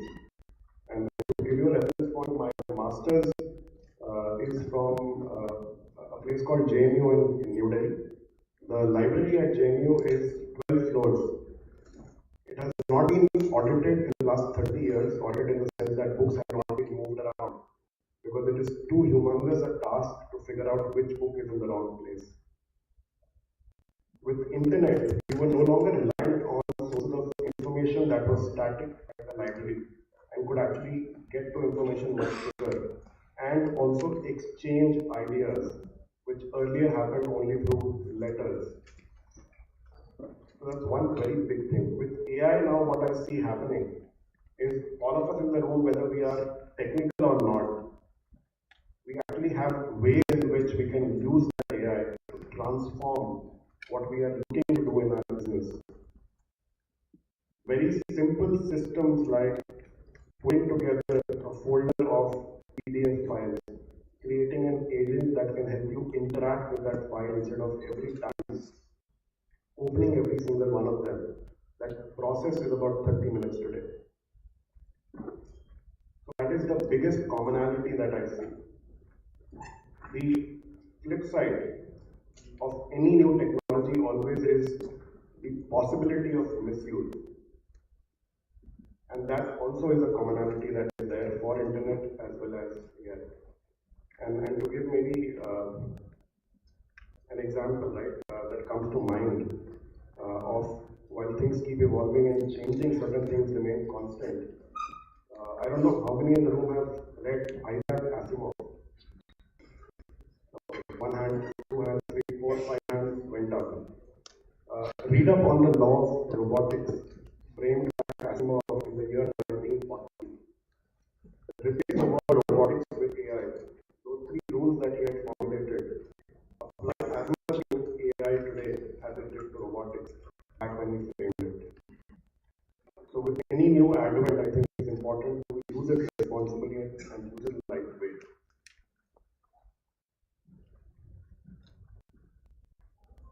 One major difference between the internet, the mobile phone, an mobile phone app, and artificial intelligence is or should be AI can decide and do things on its own.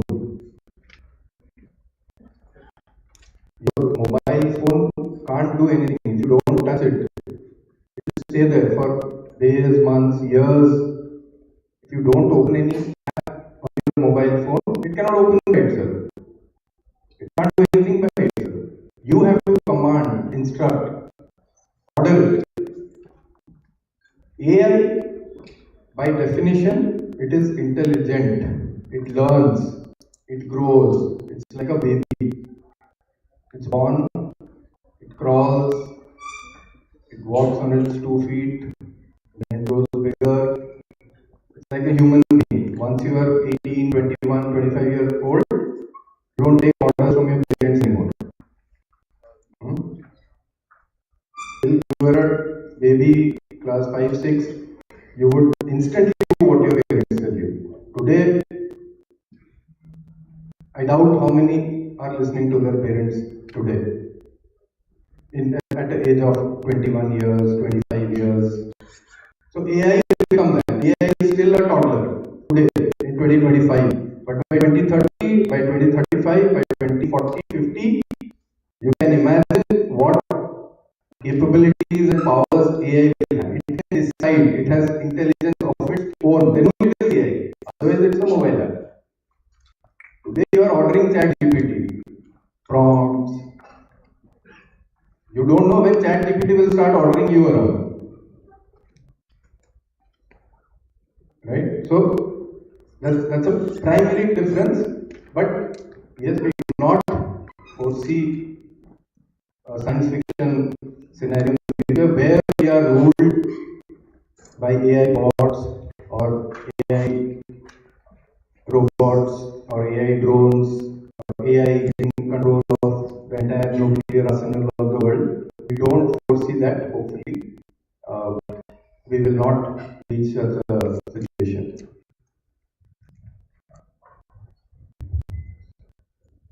So, thank you, Aroop, and thank you, Bhaskar, for the insights around the technology.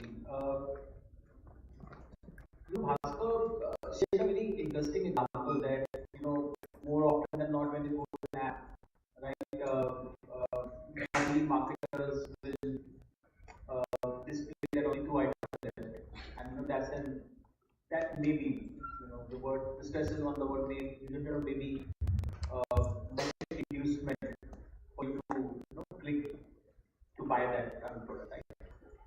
So while the internet and the AI are two different, inflection points in the corporate world or the history of humankind, I believe one is an outcome of the other, and whatever technology you adopt, in terms of the key differences, uh, the ethical considerations, will have to be paramount.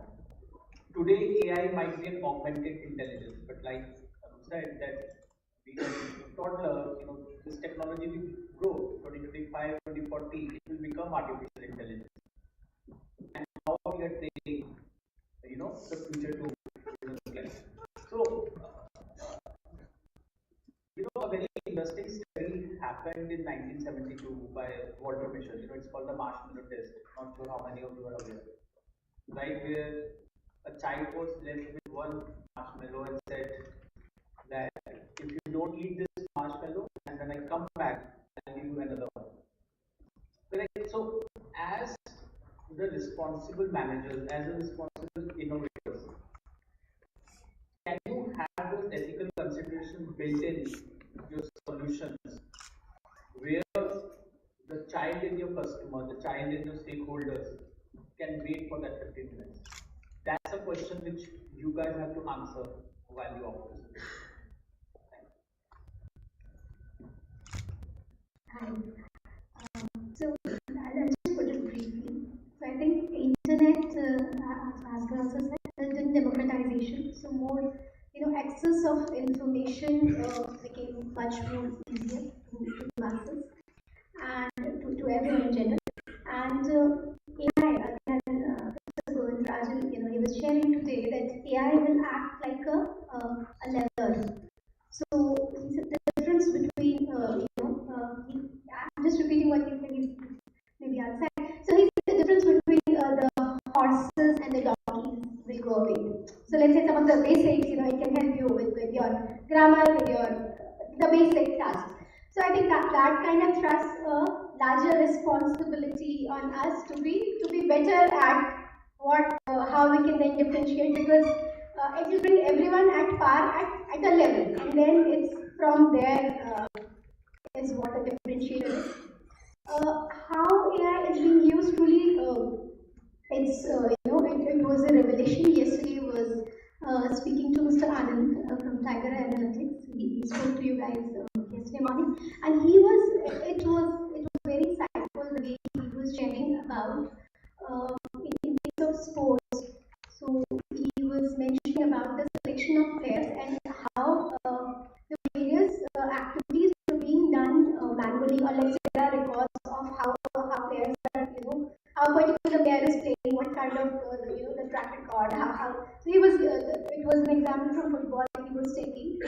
So what kind of goals, what kind of strategy teams are, and then how those are implemented. And there he was sharing how a lot of it is going to be now done by AI, and then the human effort is only put on that focused. So let's say you basically narrow down from those 50 to 15 players, and then it is the focused effort on selecting the best from those 15. So that way, as Bhaskar said, so basically AI will be an enabler if we bring ourselves to that level where we can use it well. So we're all on the learning journey, except maybe people like Bhaskar, people like Mr. Anand, who are in that domain.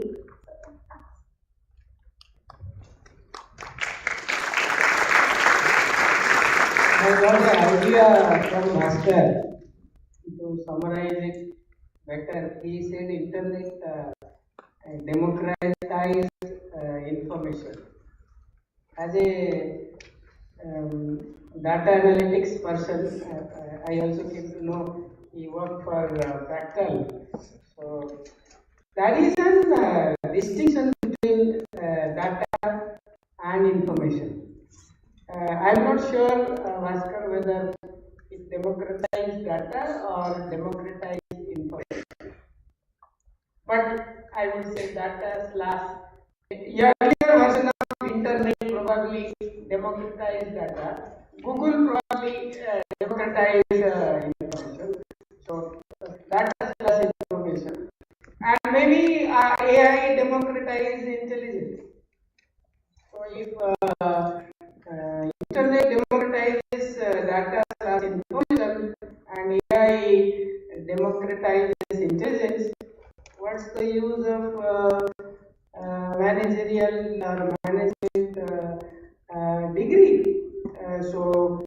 Should we go to college, universities and have degrees? Because if a machine can make us intelligent, what is the relevance of MBA degree? Correct?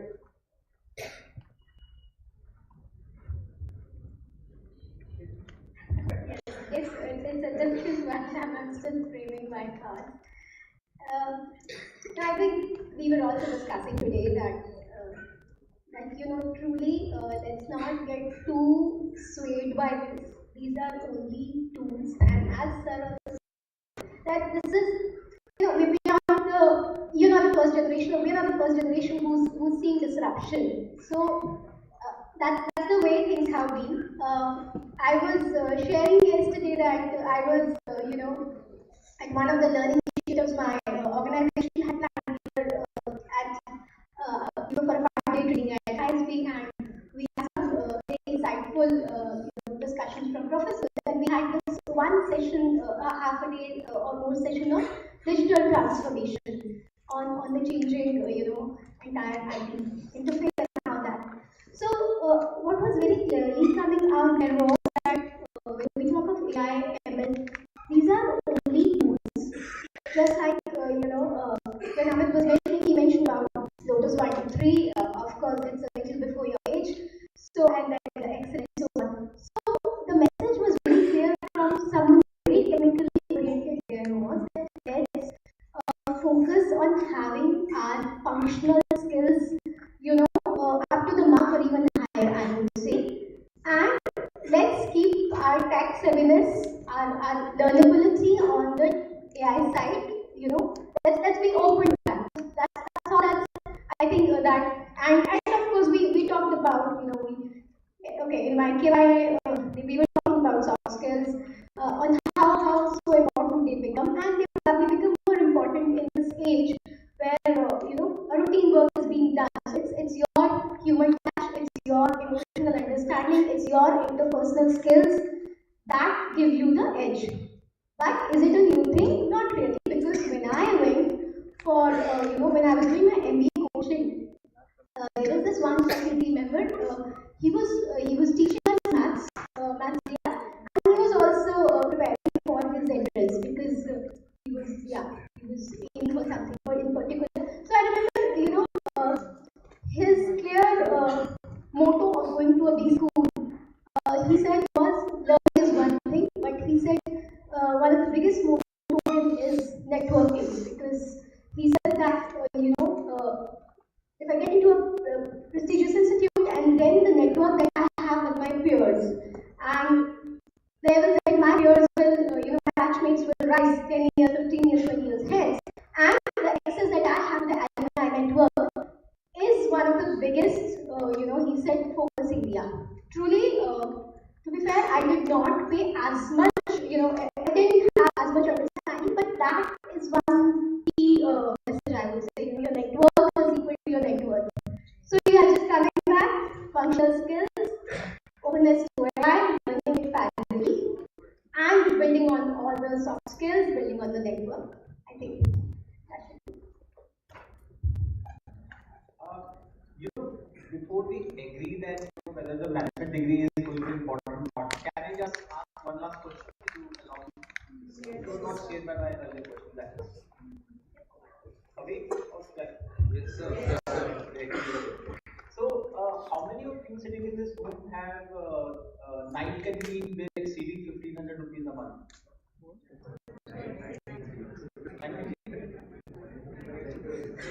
12 to 2 wala. Not the regular address. Okay. So, the reason I asked this question was, I mean, it is the most favorite part of my day.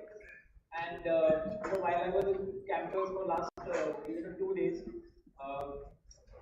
yesterday I had the privilege of, living my MBA days again, and I was speaking with, Luna Gandhi sir.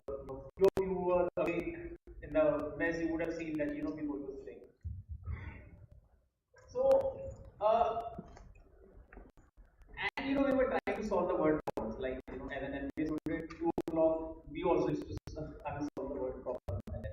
Right? So, one of the things that we were discussing was an interesting study was, when Google came in 1990, I'm sure none of us were, you were born also. I was reminded yesterday that when you started your MBA, I had just born.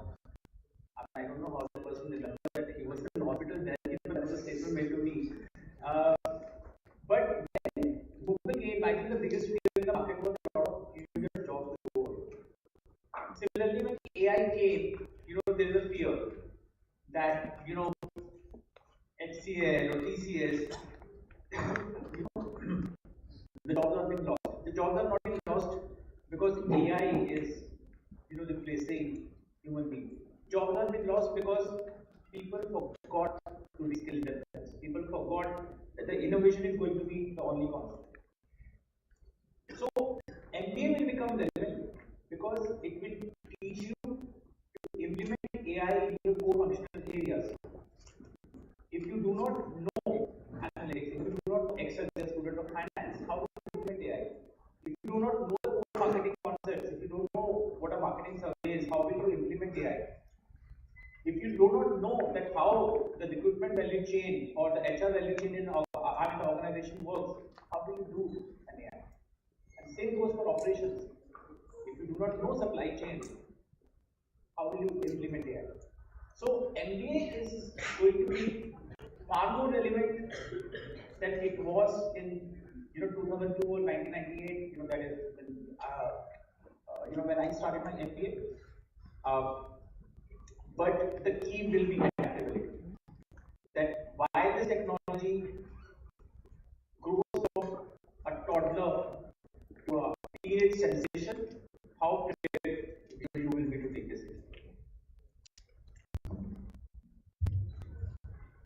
One quality, Bhaskar, I've already highlighted, you have to be flexible, you have to be agile, and you have to adapt, you have to reskill, and you have to upskill. You have to be ready for that, and you have to do that multiple times over the next 3-4 decades of your journey as an employee or as an entrepreneur or employer. The future of work, the future of jobs will certainly be an AI cohabitation, like you cohabit with human beings currently in 2025. But in future, you will have AI as your colleagues, you will have an AI agent as your junior, maybe your boss. If Albania can have a minister, the first politician's job which has been taken by AI in the world, the first of many. So the jobs which will remain, or the businesses as an entrepreneur or as an employer, will be where you will be working with human beings. Sales function will always be there. Finance, because decision making will always be there, and you cannot leave that to an agent or bot. The question of trust will come in. So you have to be very good at working with human beings, and you also have to be very good at working with AI. I think majority of points are covered. I'll just mention one example. Aroop was talking about ATMs earlier. 1980s is when the ATM revolution happened in the US. When the first ATM came out, it was either JP Morgan Chase or one of the other bigger banks. The bank tellers, the people who used to give out cash in every branch, went on strike. Today, 40 years later, banks in America employ 3 times as many tellers across branches than they did then. What has changed is the role. Earlier, 100% of their time was giving out and taking in cash. Today, less than 10% of that role is about cash. It is now about value-added services. It is about consulting with the client and helping them buy the right kind of product. So they are involved directly in selling, which would not have happened if probably the ATM revolution had not come. So it is about scaling, as my panelists have already mentioned. And I have one more quick data point there. Depending on what industry you are in or what skill you possess today, the half-life of that skill is dramatically going down. For somebody like me who's in the field of AI, the half-life of any new skill that I acquire is 18 months. Every 18 months, if I'm not refreshing and reskilling myself, I will be out of date. That half-life will be different for the fields that you choose, but it is there and it is reducing. So reskilling, upskilling, and remaining flexible as you do that is probably the key.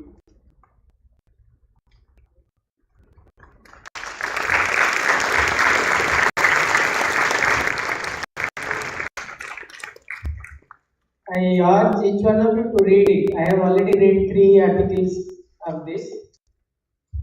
I am citing one article written by Sapna. I don't know whether she is present here or not.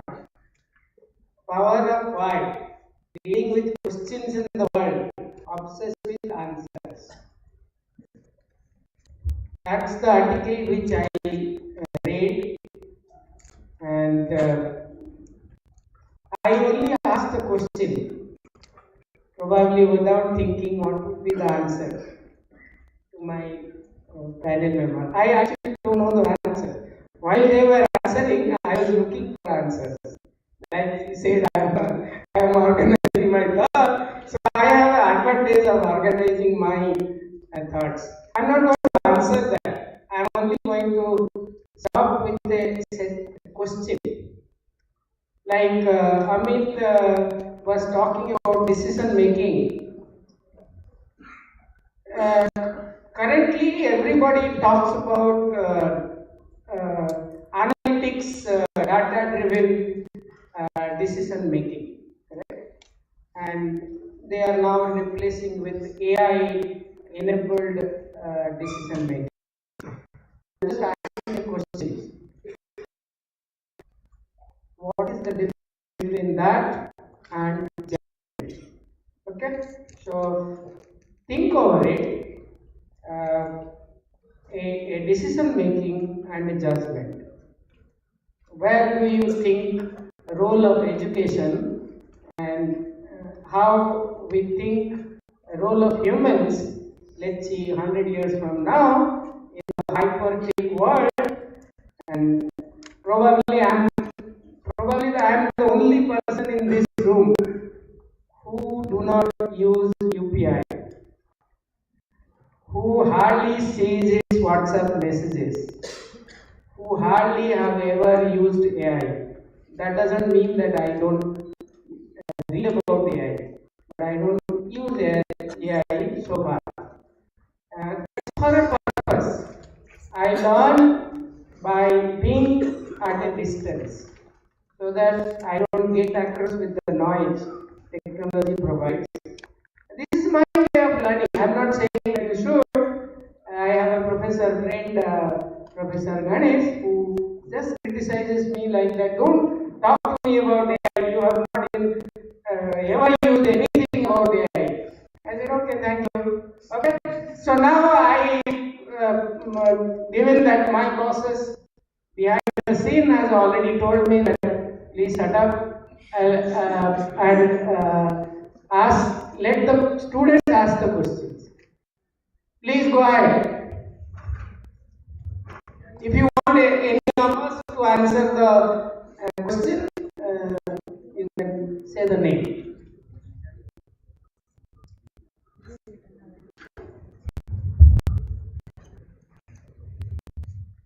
Good evening, ma'am. My question is to Sapna ma'am. That you were talking about change in your talk. So, how do we as future managers embrace change?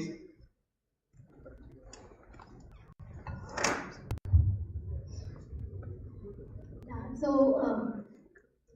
I think a lot has been said on this. Something similar to what I was just mentioning, that basically one is being open to any, let's say there's a new set of new kind of opportunity. There's a very difficult project that's assigned to you. It's not a project which the entire batch has to do. It's so it can be in 2-3 ways. Let's say Ramana sir does. I'm just just thinking aloud.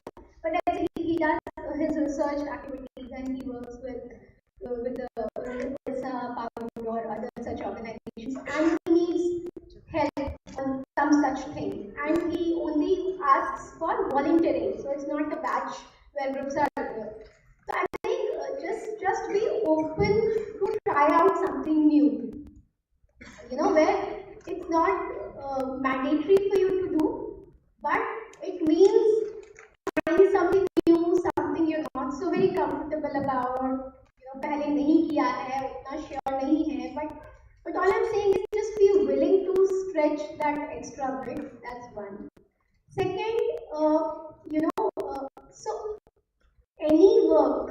So again, don't compartmentalize it in terms of only your domain. So let's say you want to be in finance or marketing or ops. So don't narrow yourself to thinking कि if this thing is related to finance or if this learning is related to finance, then I'll put in my efforts, because we are in a very very interconnected world. It becomes more, with this technological thing. You're seeing how it's working. So I'm saying any a different domain thing will also give you an edge in your overall learning or overall. Just keep that open, try, be willing to try that's coming to you. Be on the look for new opportunity to be trying a thing, and if something is a very, very difficult job in health or in your jobs specifically, a project which no one is wanting to do it. Just stretch yourself and do it. It will give you another level of satisfaction, visibility. It will come up with its own hardships, but it really worth it. Thank you.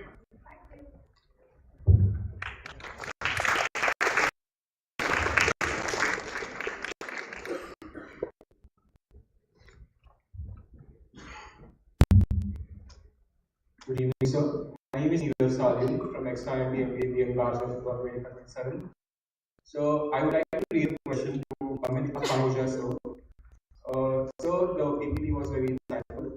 So I would like to ask you this question: how do you personally stay objective, credibility when you are advising on contentious or high-stake decisions? I think it's a very interesting question. Normally we consider say this statement when we do not know an answer.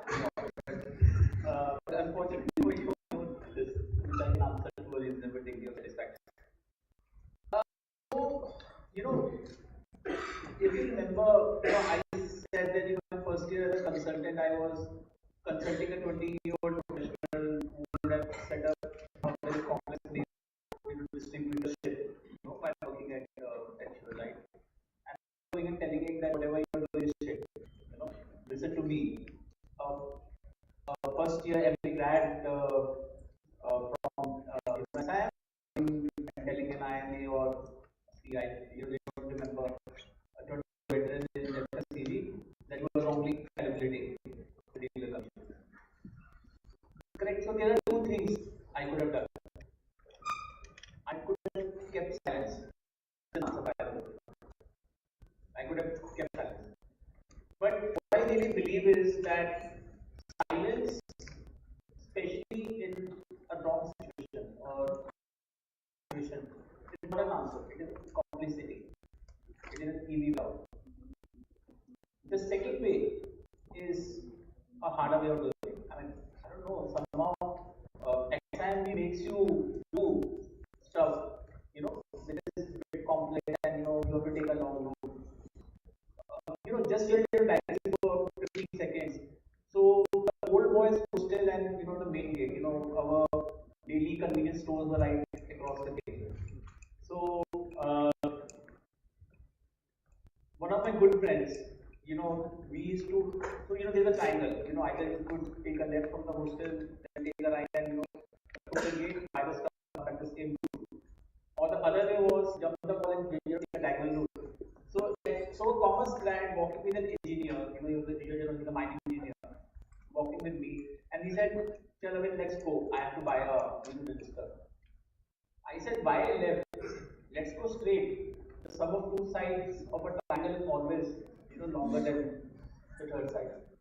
And we laughed and laughed. And the last evening I checked with him, he said, "I still remember that." And whenever I take a shorter route, I think always think that what is the application of a mathematical.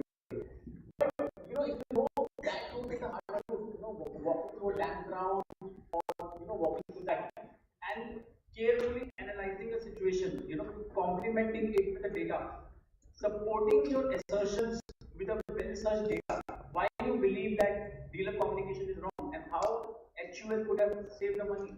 Instead of clocking a month to month, what you can do for immediate process. Short term versus long term. The choices are always there, supported with a good solid data.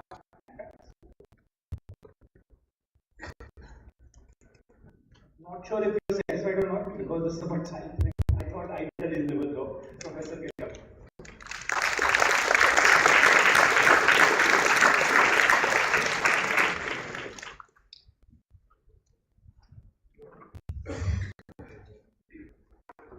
Yeah. So, this is Yash Mehta, and my question is actually to Bhaskar sir. So lately, in terms, this can be in terms of marketing perspective or otherwise.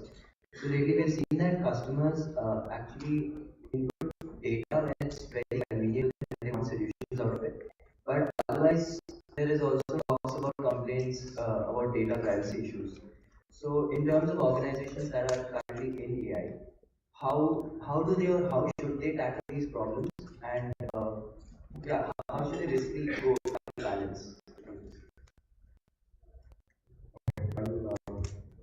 I'll try to answer that question through, again, I love talking about stories, right? Probably the classic case in which a lot of data gets shared while still kind of maintaining some level of privacy is the UPI architecture that all of us, majority of us, besides I think, use. Now, what is the beauty of that system? The beauty of the system is the individual's identity is not shared. It is only a UPI ID that is being leveraged to drive business forward. Now, unknown to a lot of us, a lot of new ideas came in because of that system. About 3 years ago, roughly about 60% of India's UPI traffic used to pass through Yes Bank networks. Yes Bank actually innovated and created new products by looking at patterns of purchases and started offering a lot of short-term loans to small and medium enterprises that were using UPI as a way of taking payment. Now, a classic case in which privacy objectives are being met, the business also is moving forward, and new business areas are being developed. So, all of the three things which are very, very positive. Probably the worst case, and I'm sure anybody who has a phone here right now with a Facebook app installed, everything that you heard today, you will start getting targeted about that in the next 1 hour. You will start seeing ads about everything that we've spoken about. If you want to save yourself from that, probably uninstall that app. But again, privacy and business, I think that is a trade-off that we need to do. There are good ways of doing it. Like the UPI example, there are factors like what Facebook does, and that's probably why they are doing a push separating out their business, selling potentially WhatsApp, because it is almost a monopoly that they have kind of created today. Hopefully that answers the question that you have.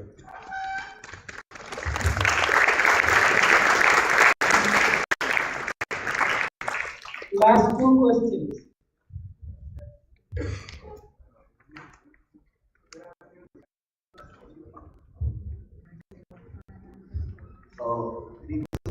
So I'm and I had a question related to what Aroop sir said, but it's open to everyone. So since the introduction of UPI and digital payments, there has been a change in spending habits of people. People tend to spend more now.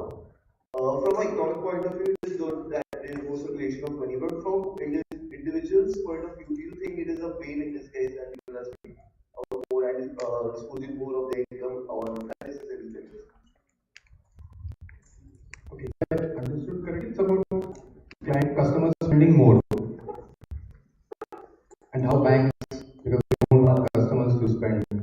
No, I'm saying, yeah, like it's better for banks if they are not spending as much money, but at the same time, from an individual's point of view, is it worse that they have received this convenience of having like being able to spend money through their phone? Okay, so UPI is of course an extension of various other technologies which preceded it. Or you can say before UPI there was a mobile banking app. You could any which ways withdraw money anytime you wanted. So you can give it to a P2P transaction, to a P2P transaction, or you can just send it out of the banking system. Before that there was net banking. Before that you could go to a branch and do NEFT, RTGS. where the limits are unlimited. You can withdraw, you can make your account zero in 1 minute. And there's no way the bank can stop, prohibit any flow of funds. But then, as also Sridhar sir pointed out, bank is an intermediary. It's just a trustee of your money. You will definitely spend your money. A client is expected to spend. Banks want clients to spend. It is not as if we want your money and to come and be parked there till you die. No, no, that's not the objective of banks. We want customers to spend because then we will lend money to you. Because the bank only makes money when you spend your money. Bank's earning is only from net interest margin or net interest income, which only comes if we lend money to you. If you keep money with us, we have to pay you. It's a liability. It's called liabilities because it's a liability of the bank. We want assets also. Liabilities are the raw material. It's a pipeline. But then if we don't lend, so we want you to buy a house, we'll give you a home loan at 8%. We want you to buy a car, we will give you an auto loan at 10%. We want you to take personal loans at 12%. We'll give you credit cards at 2% per month. So banks are genuinely interested in seeing their clients grow your financial profile, your income, your expenditure as well. So we welcome technologies like UPI or any other technologies which helps people spend. Excellent, thank you.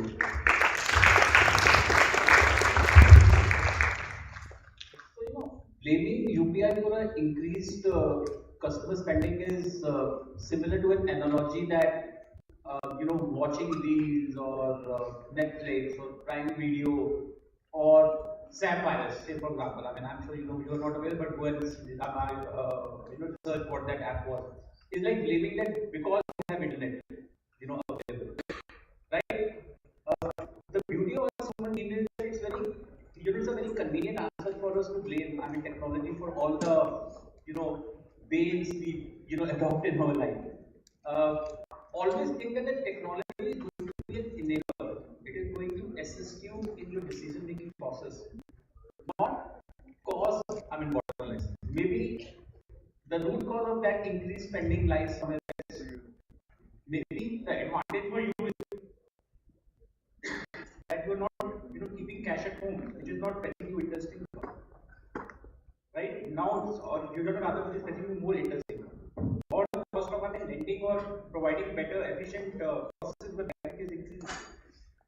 So identify that what the root cause is. Don't take the easy way out. Technology is responsible, and that's why these innovations are bad.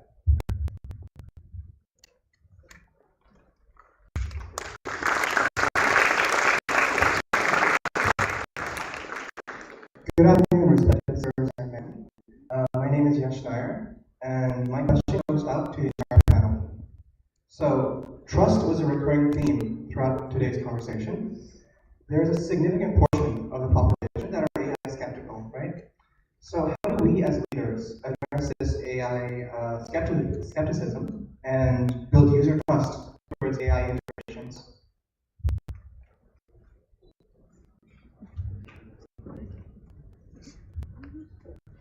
Okay, I'll try to take a shot at that answer, right? The biggest part is I think, acceptance on our behalf. Each of us in the room today, and as you kind of go on to your careers after this, need to believe that AI is an integral part of what we do. Because what people are skeptical about is actually two things. They're skeptical about AI taking their jobs. And second, they're skeptical about AI leading to outcomes that are not favorable to them, either as jobs or otherwise. There is enough and more data around us that tells us that each new technology advancement, as Aroop was talking about, you think about the internet, you think about the mobile phone, the smartphone, and now AI. Each such wave changes dramatically the profile of the working population. So while we can keep being skeptics, I think what is important to focus on is how do we stay relevant in that age, because it is here. We can't deny that. It is in front of us. So instead of denying it and being skeptical about it, go headlong. Figure out what that means for your job. And an oft repeated phrase today is any AI does not beat a human ever at what they do. But a human who is using AI will beat another human. So it is about figuring out how you can integrate with that reality that's there in front of you.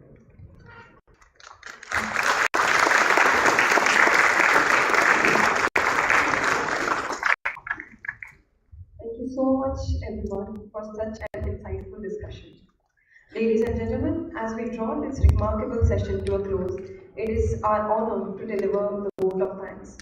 On behalf of Xavier's Institute of Management, Exile University of Asia, we extend our heartfelt gratitude to our distinguished speakers, Ms. Sapna Mohata, Mr. Amit Pahuja, Mr. Aroop Mohapatra, Mr. Bhaskar, and for sharing their invaluable experiences and insights. Your stories of courage, clarity, and conviction truly embody this year's theme, leading at the edge from uncertainty to impact. And a sincere thank you to Professor Sridhar Kumar Dash for skillfully moderating the panel discussion and enriching today's dialogue. As we bring the discussion to a conclusion, I would like to request the speakers and the moderator to accept a small token of our appreciation.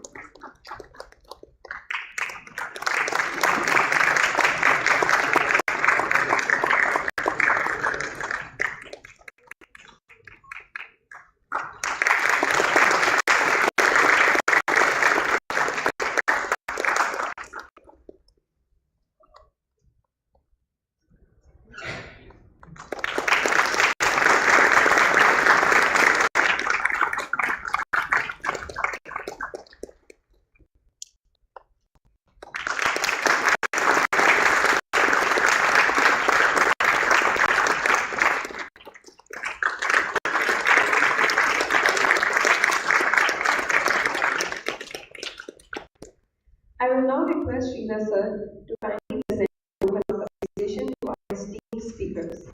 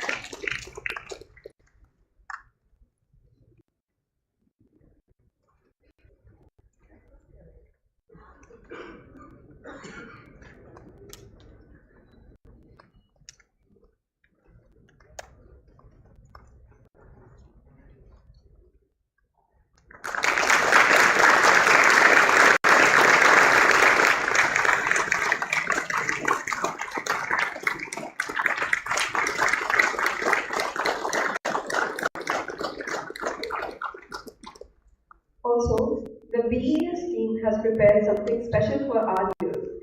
I will request Sridhar sir to kindly present a symbol of gratitude.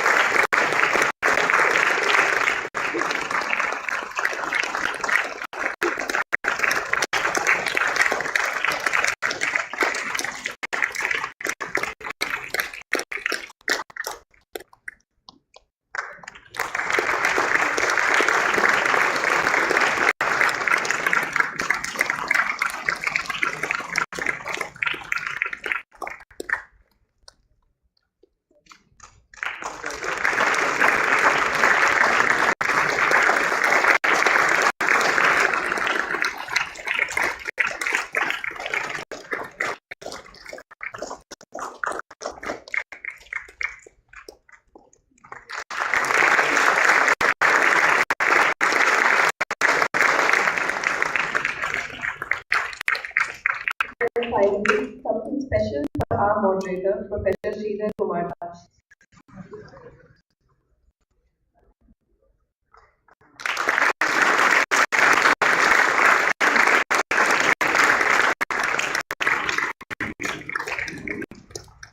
Taking the proceedings further, I invite the alumni committee to present our speakers with a token of gratitude.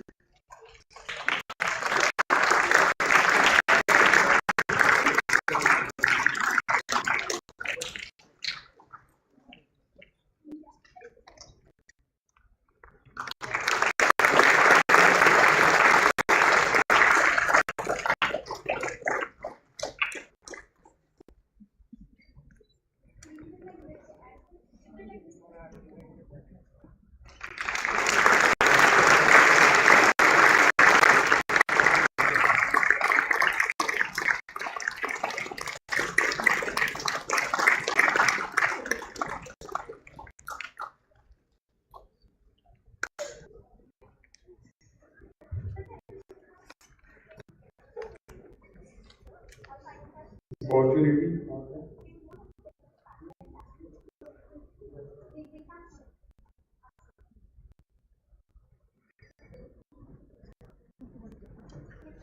The alumni committee would also like to officially launch UNION, the annual alumni magazine, in this opportunity.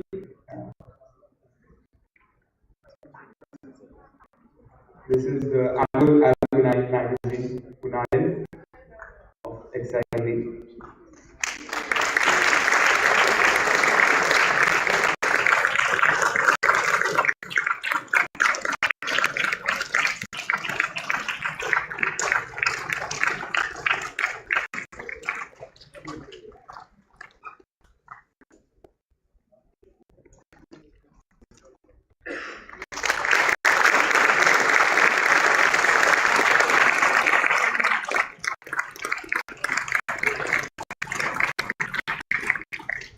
A big thank you to our wonderful audience for its enthusiasm and thoughtful questions, which made today's interactions even more engaging. I would also like to thank Professor Francis Castellino, who has joined us this lovely afternoon, for his constant support and guidance throughout the event. Thank you so much, sir. We also genuinely express our appreciation to the committees that have worked tirelessly behind the scenes. The Alumni Committee, Career Advisory Services, Illuminatics, that is the media and PR cell, Excellence, the Photography Committee, for ensuring the seamless execution of this summit. Thank you so much for your dedication. Now, we request the